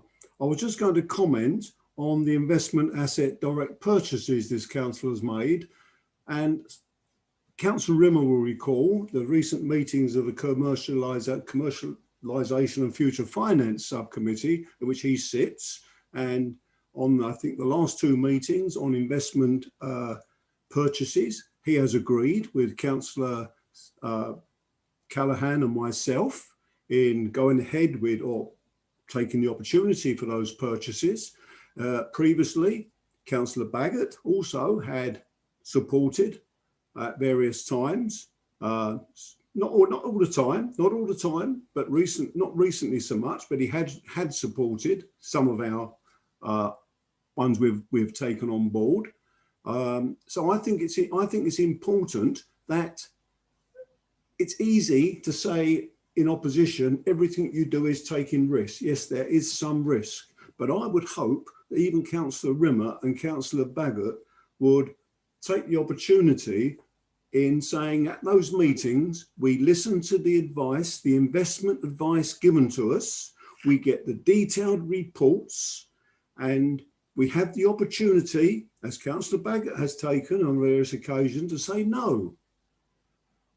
Also, I think you'll recall that as on one occasion, we did send it all back. We've asked for more due diligence on things before we make a decision. And anyone to sit here and say we don't look at these things properly, we're just taking risks with taxpayers' money without due diligence, I think is wrong. And the other thing to remember is these options are put to us by respected council officers. They're giving us the advice, they're looking at it as well. And if they say no, they don't even come to us. So there's a lot of due diligence taking place before these investment opportunities come to us. In terms of the purchases in the town centre of properties, you can see the reasons for those. If you are opposed to all of this, I am absolutely surprised. I'm absolutely surprised because taking on these commercial investments, this is, you know, I've argued this before. We've got a conservative group who don't want to do these things, who I thought would have wanted to do these things. We've got a Labour group who many would have thought didn't want to do these things, who are supportive of taking the opportunity in doing some things which I think will produce good income to this council.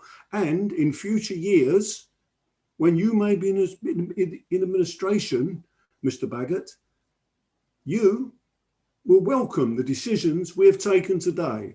I've made Councillor Callaghan sweat now. He thought it might happen sooner than later, but I don't think so. Thank you, Mr. Mayor. Thank you, Councillor Harrison. Councillor Sullivan, I'm going to try and bring you back in now to wrap up.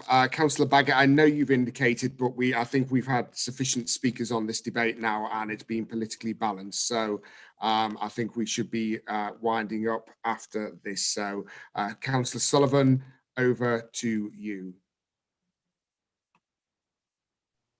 Can you hear me? Yes, we can hear you. Yeah, right. All I wanted to do, final point I wanted to make, is that we are in favour of the commercial asset acquisition strategy. It was obviously our strategy to begin with. It is the way the current administration is pushing the boundaries of the operation of that gives us concern. And the specific examples that I mentioned earlier were investment leases and the investment lending strategy. And these concerns we did raise at P&R.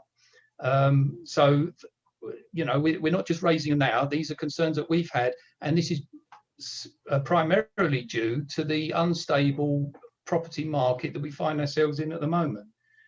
Ultimately, we don't want to end up like Croydon Council. Thank you, Councillor Sullivan.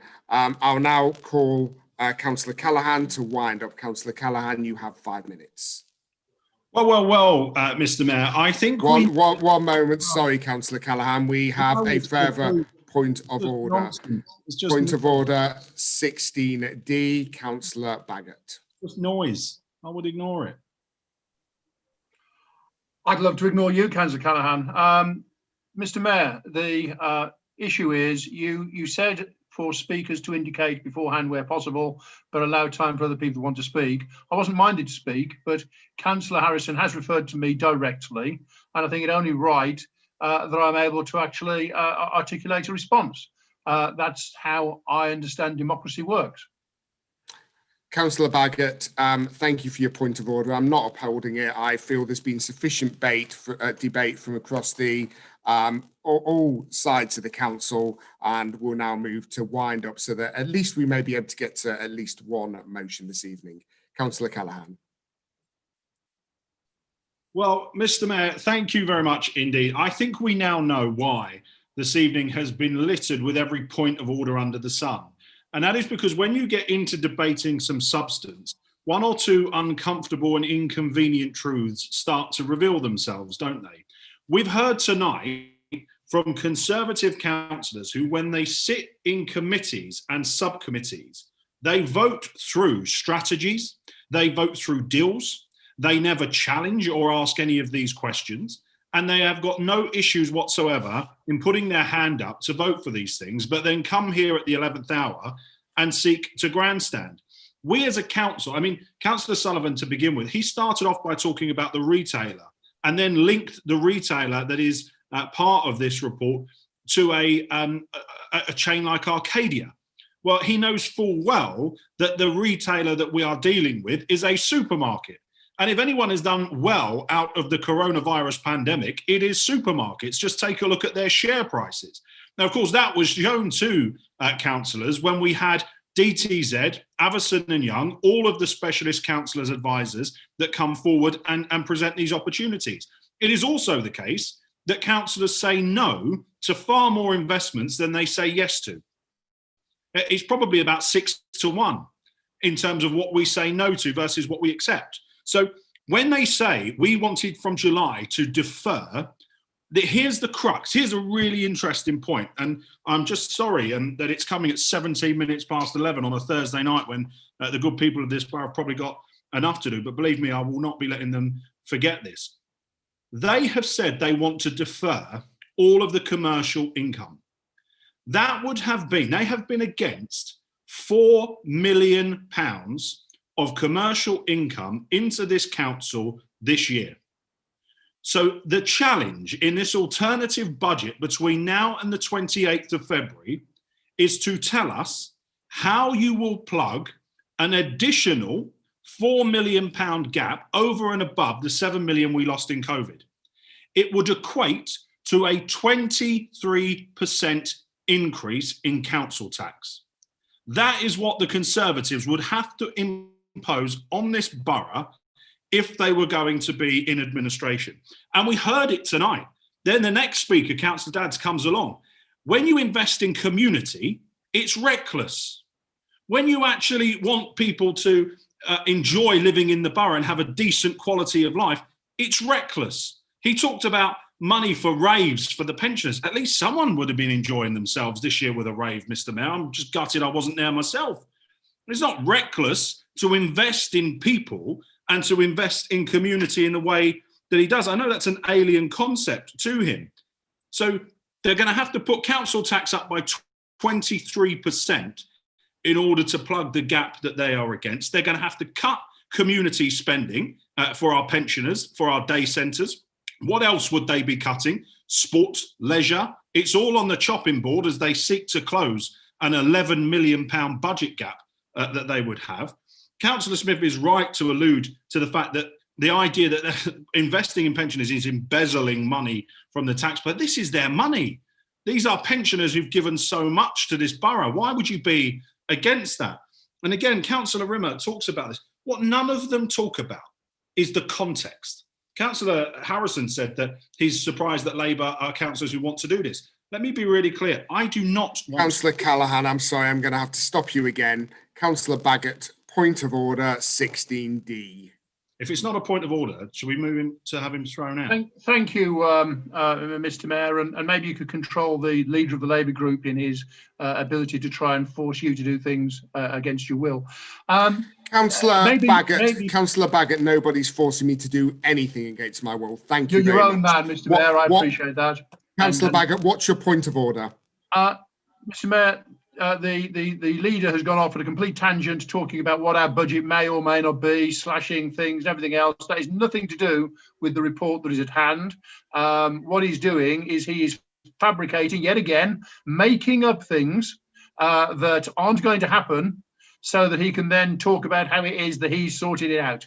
And maybe you could just ask the leader to stick to both the report and also something remotely like the truth, maybe. Thank you, Councillor Baggott. Councillor Callaghan, carry on. That's not upheld. You are talking about matters relating to this report. Continue. Thank you, Mr. Mayor. And again, as I've said, when it comes to exposing the truth and policy, they don't want to know. Councillor Rimmer was talking about there hasn't been a review of expenditure. It's called budget setting. It's going on right now, line by line in every single service committee. The idea that it's not happening, contribute. Don't just vote against work programmes like you always do in these service committees. Put items on the agenda, bring them forward, and let's have votes on them. That is how this works. But yet again, if you're not spoon-feeding Conservative members with exactly what they want, they don't seem able to look through reports themselves and come to these conclusions. They talk about the youth zone as well. Let me just say, that will be the best investment that this council has made for 30 years in youth provision. The sporting village costs £32 million and a hell of a lot of green space in this borough. This will cost £4 million and transform thousands of young people's lives across this borough in all four corners of 30 seconds, Councillor Callaghan.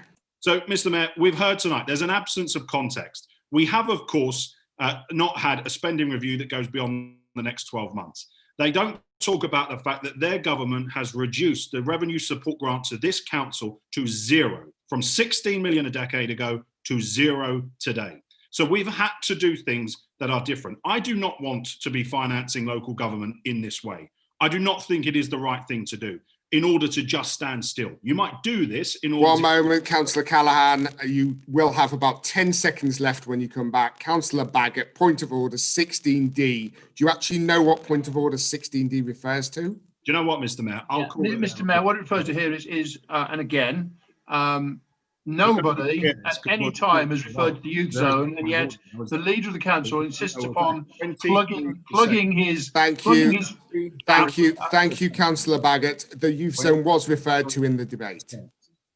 23%. Thank you. It is the council coming to this borough from the Conservatives.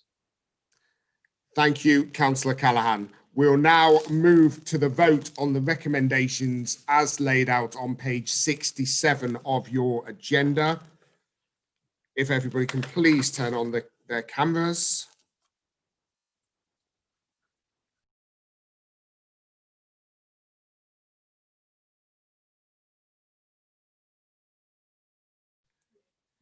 Okay, so Councillor Turner, Councillor Jeffrey, if you'd like to turn your cameras on, please. Thank you, Councillor Jeffrey. Councillor Turner, thank you. Councillor Baggott, do you wish to vote on behalf of your group?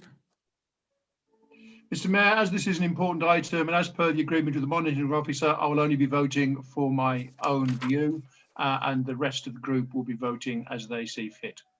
Thank you, Councillor Baggott. So your vote, I'll go through your group in order. If we could unmute the whole Conservative group, please. Councillor Allen, how do you wish to vote? Abstain. Abstain. Councillor Baggott, how do you wish to vote? Against. Councillor Buckley, how do you wish to vote? Against. Against. Councillor Dadds, how do you wish to vote? Against. Councillor Headley, how do you wish to vote? Against. Councillor Henry, how do you wish to vote? Against. Councillor, can we just confirm, Councillor Henry, was that against? Against. Thank you. Councillor Hillier, how do you wish to vote? Against. Thank you, Councillor Hillier. Councillor Jeffrey, how do you wish to vote? Against. Thank you, Councillor Jeffrey. Councillor Lawrence, how do you wish to vote? Against. Thank you, Councillor Lawrence. Councillor Mackenzie, how do you wish to vote? Against. Thank you, Councillor Mackenzie. Councillor Moore, how do you wish to vote? Against. Thank you, Councillor Moore. Councillor Mrs. Morris, how do you wish to vote? Against. Thank you, Councillor Morris. Councillor Mr. Morris, how do you wish to vote?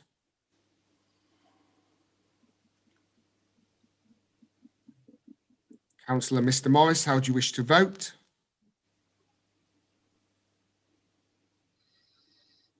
Against. Thank you, Councillor Morris. Councillor Rimmer, how do you wish to vote? For the reasons outlined before, I will be voting against. Thank you. Just a vote is fine. Thank you, members. Councillor Sargent, how do you wish to vote? Against. Thank you, Councillor Sargent. Councillor Schrader, how do you wish to vote? Against. Thank you, Councillor Schrader. Councillor Sullivan, how do you wish to vote? Against. Thank you, Councillor Sullivan. And Councillor Turner, how do you wish to vote? It's a complete shambles, Mr. Mayor, so I'll be voting against. Just a vote. Thank you, Councillor Turner. Absolute shambles. Can't We send a mute boy to do a Councillor man's job. Turner. Thank you very much. Okay, Councillor Callaghan, do you wish to vote on behalf of the Labour Group? Yes, Mr. Mayor. A united Labour group in favour. Thank you, Councillor Callaghan. Do any Labour members wish to vote differently? No. Okay. Independence Group, Councillor Smith, how do you wish to vote? Do you wish to vote on behalf of your group? Yeah, we all vote in favour. That's what a group does. All votes the same way. Thank you, Councillor Smith. And do any members of the Independent Group wish to vote differently? No. Good. Councillor Harrison, do you wish to vote on behalf of your group? Yes, in favour. In favour. And Councillor Brockman, did you wish to vote differently? No, I said yes, in favour. I still have to check that she doesn't want to vote differently. Councillor Blake, on behalf of the Absolute Independents, do you wish to vote on behalf of your group? No, I vote on behalf of myself and I abstain. Thank you very much. And Councillor Holliman, how do you wish to vote? Abstain. Abstain, thank you. 11. Councillor, somebody's not muted. It is nearly 11:30, thank you. Councillor Fellows, how do you wish to vote? I'm in favour, Mr. Mayor. In favour, thank you.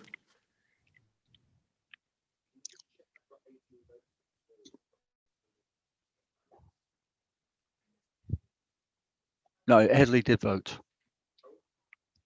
Sorry.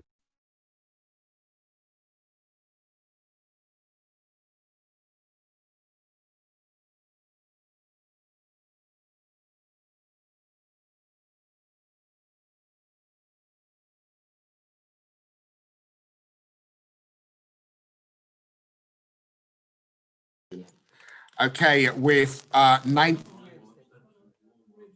abstentions. Okay, so with 22 votes for, 17 votes against, and 3 abstentions, the recommendation is carried. Okay, we now just about have time to move on to our first motion. We're only going to have time for Councillor Yacoub to move her motion. Councillor Yacoub, over to you. You have 10 minutes. So, sorry, one moment, we might not get to this. I have a point of order from Councillor Mackenzie, 23A. Councillor Mackenzie. Yes, point of order 23A. Councillor McGowan just gave the middle finger over the webcam. One moment, please.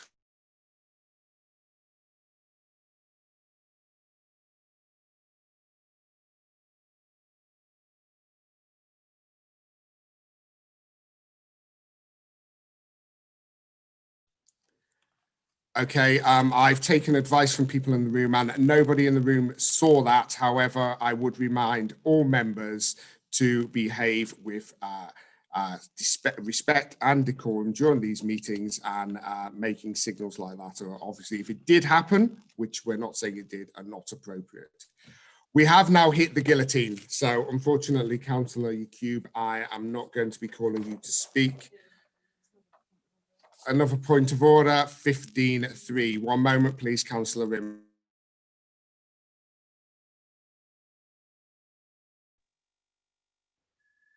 Mr. Mayor, it was just if we did have time, I was going to ask for the last motion to be prioritised and put a motion to that effect.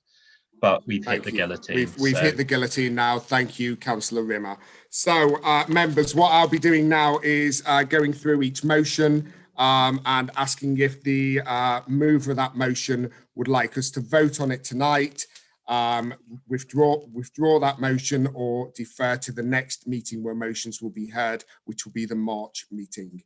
So we start with Councillor Yacoub. Your motion, 16A. How would you like to proceed? I would like it to be deferred to the next meeting in March.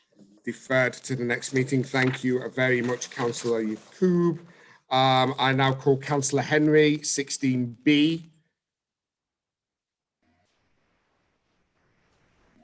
That rather depends on whether it has to be amended, Mr. Mayor. It won't be amended, it will be as put. Well, then I'd like to proceed. Thank you very much. You'd like to proceed to the vote. Do you have a seconder, Councillor Henry? I believe it's Councillor Sargent. Is that correct? It is indeed, yes. It is correct. Okay, we shall now move to the vote on motion 16B. If everyone can please turn on their cameras.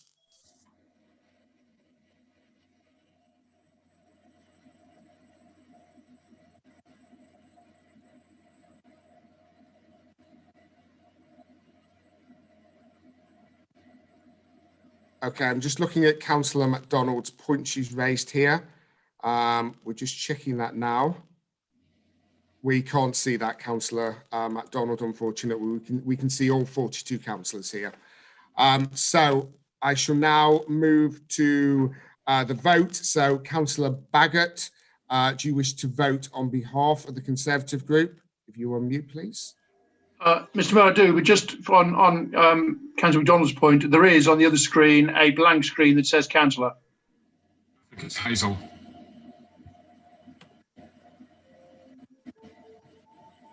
One moment, please.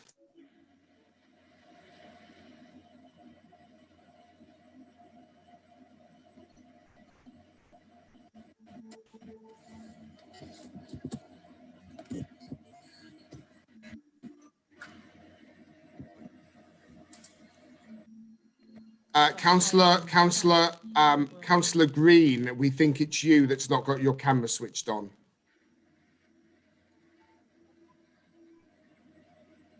That's it. There we go. Sorry Thank you very Mr. much. Mayor, Councillor Thank Green you. by the forward of all the Tory amendments. Lovely. Thank you.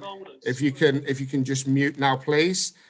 So, Councillor Baggott, do you wish to vote on behalf of the Conservative group? Yes, I do. And on this, we vote for. You vote for. Do any Conservative members wish to vote differently?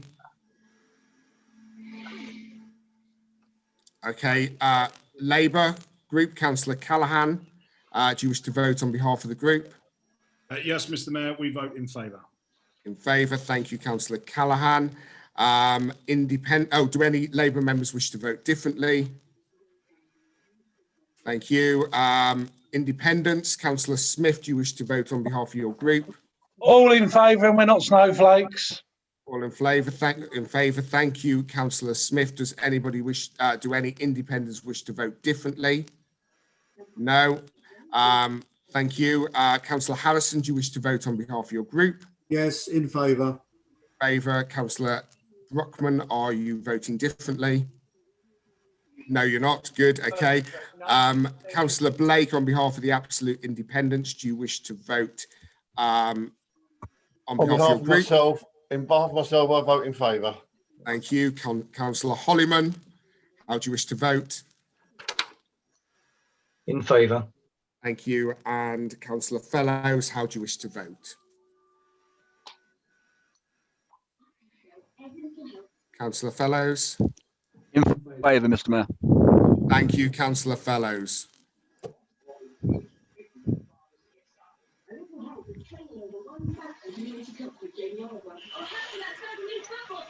So for once, we've agreed this evening with 42 votes. That's unanimous, and the motion is carried.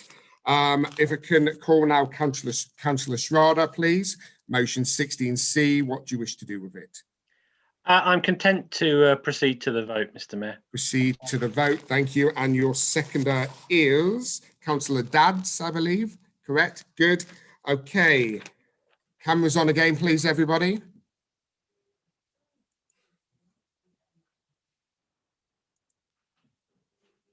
Councillor Headley, can you turn your camera on, please?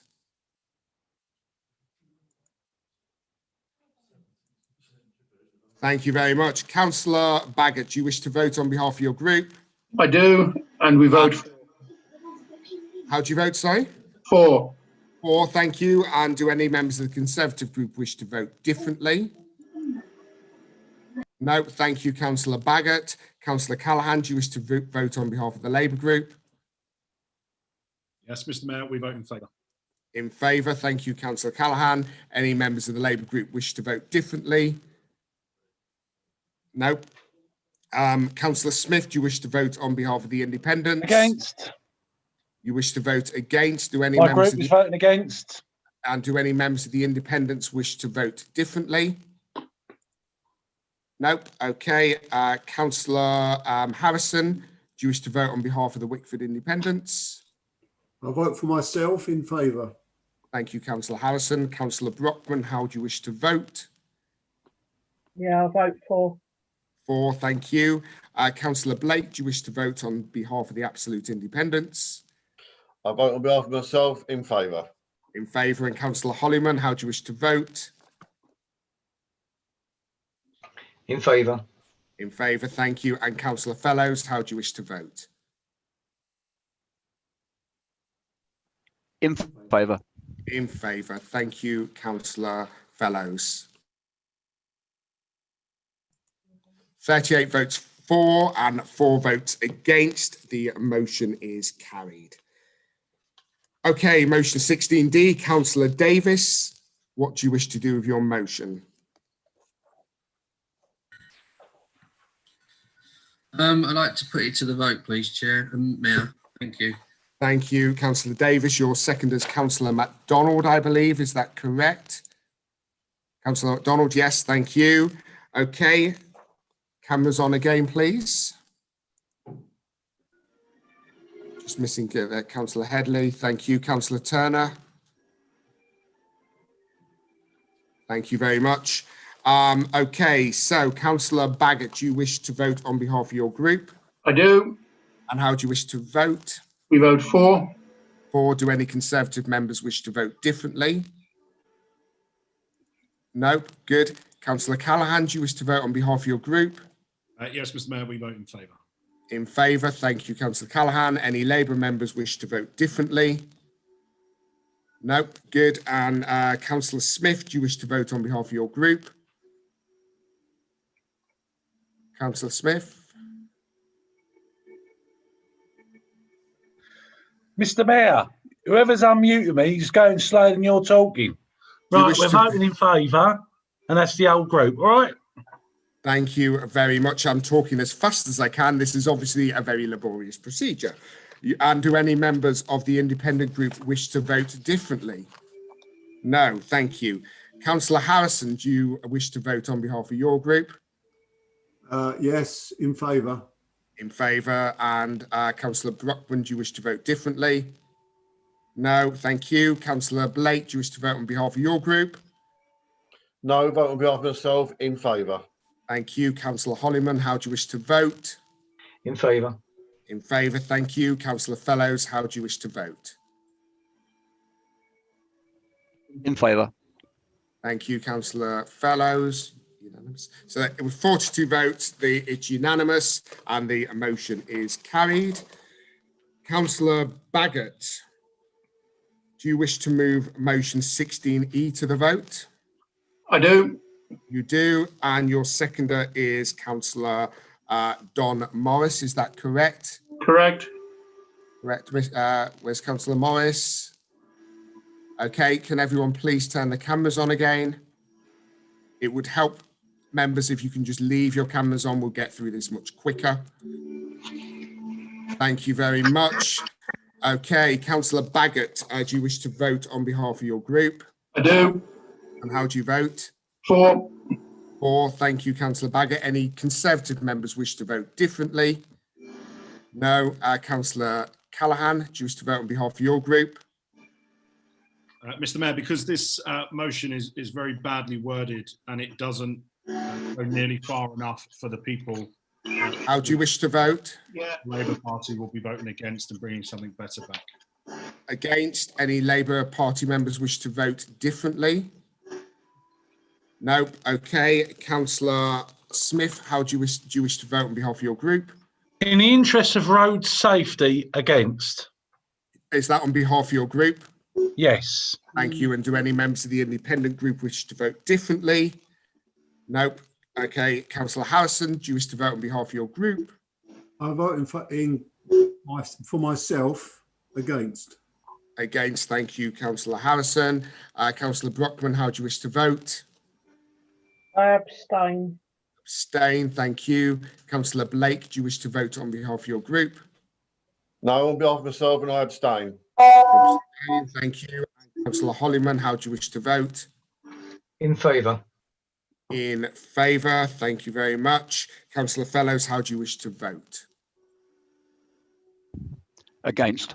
Against. Thank you. One moment, please.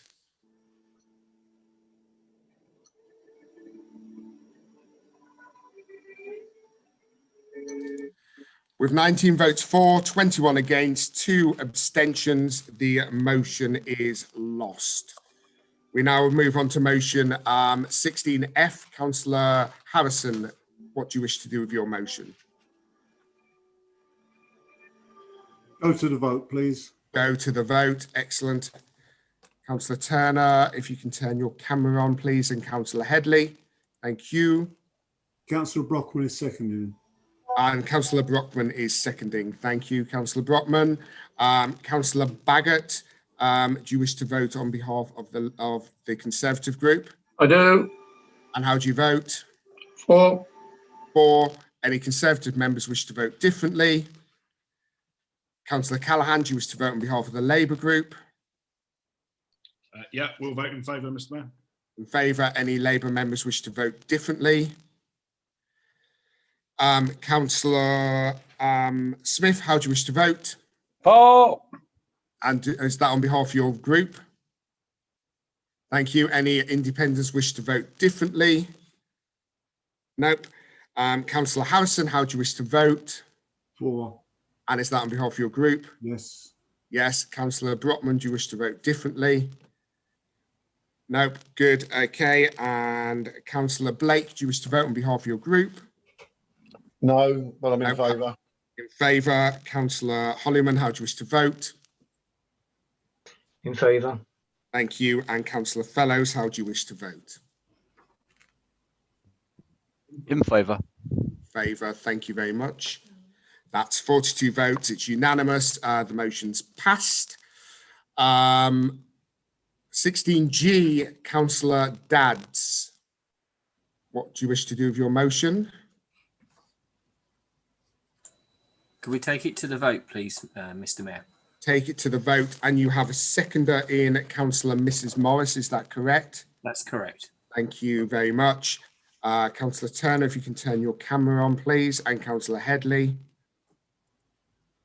Thank you. Councillor Baggott, do you wish to vote on behalf of your group? I do. How do you wish to vote? For.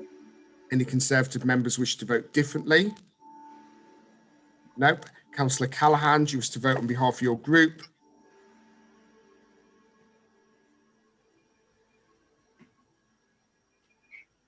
If we can unmute Councillor Callaghan. There we go. Yeah, Mayor, we vote against.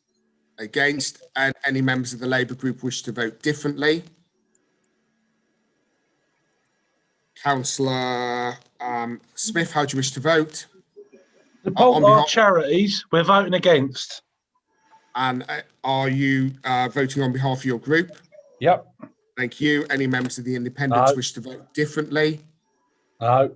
No. Okay, thank you. Councillor Harrison, do you wish to vote on behalf of your group? I'm voting on behalf of myself.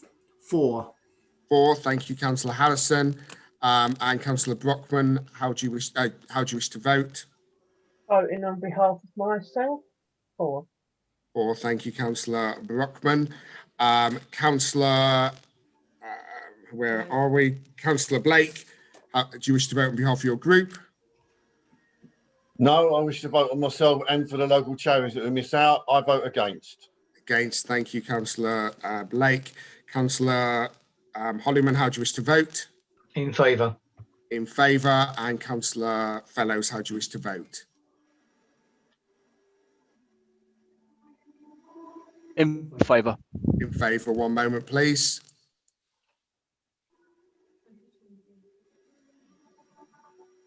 With 22 in favour and 20 against, the motion is carried. We now move on to motion 16H. Councillor McGowan, how do you wish to proceed?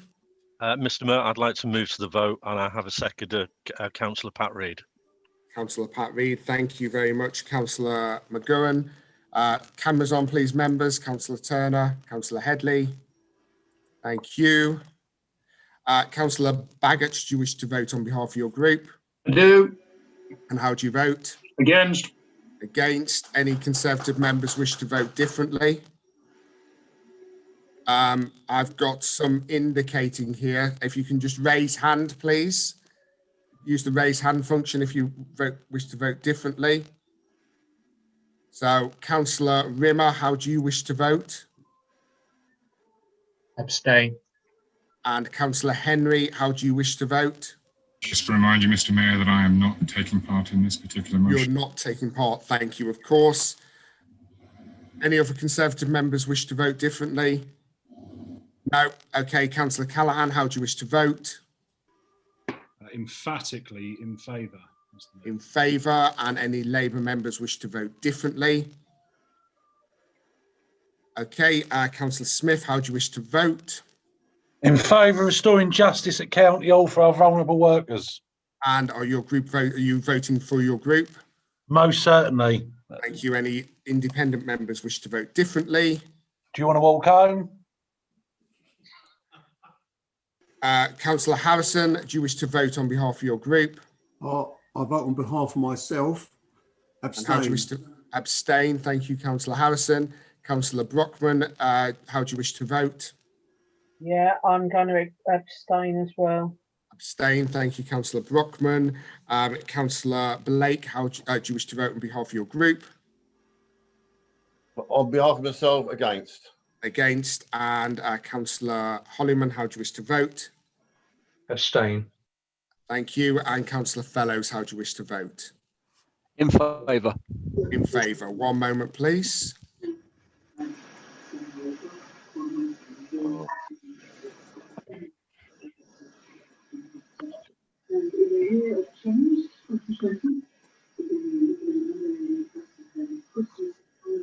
With 20 in favour, 18 against and 4 abstentions, the motion is carried.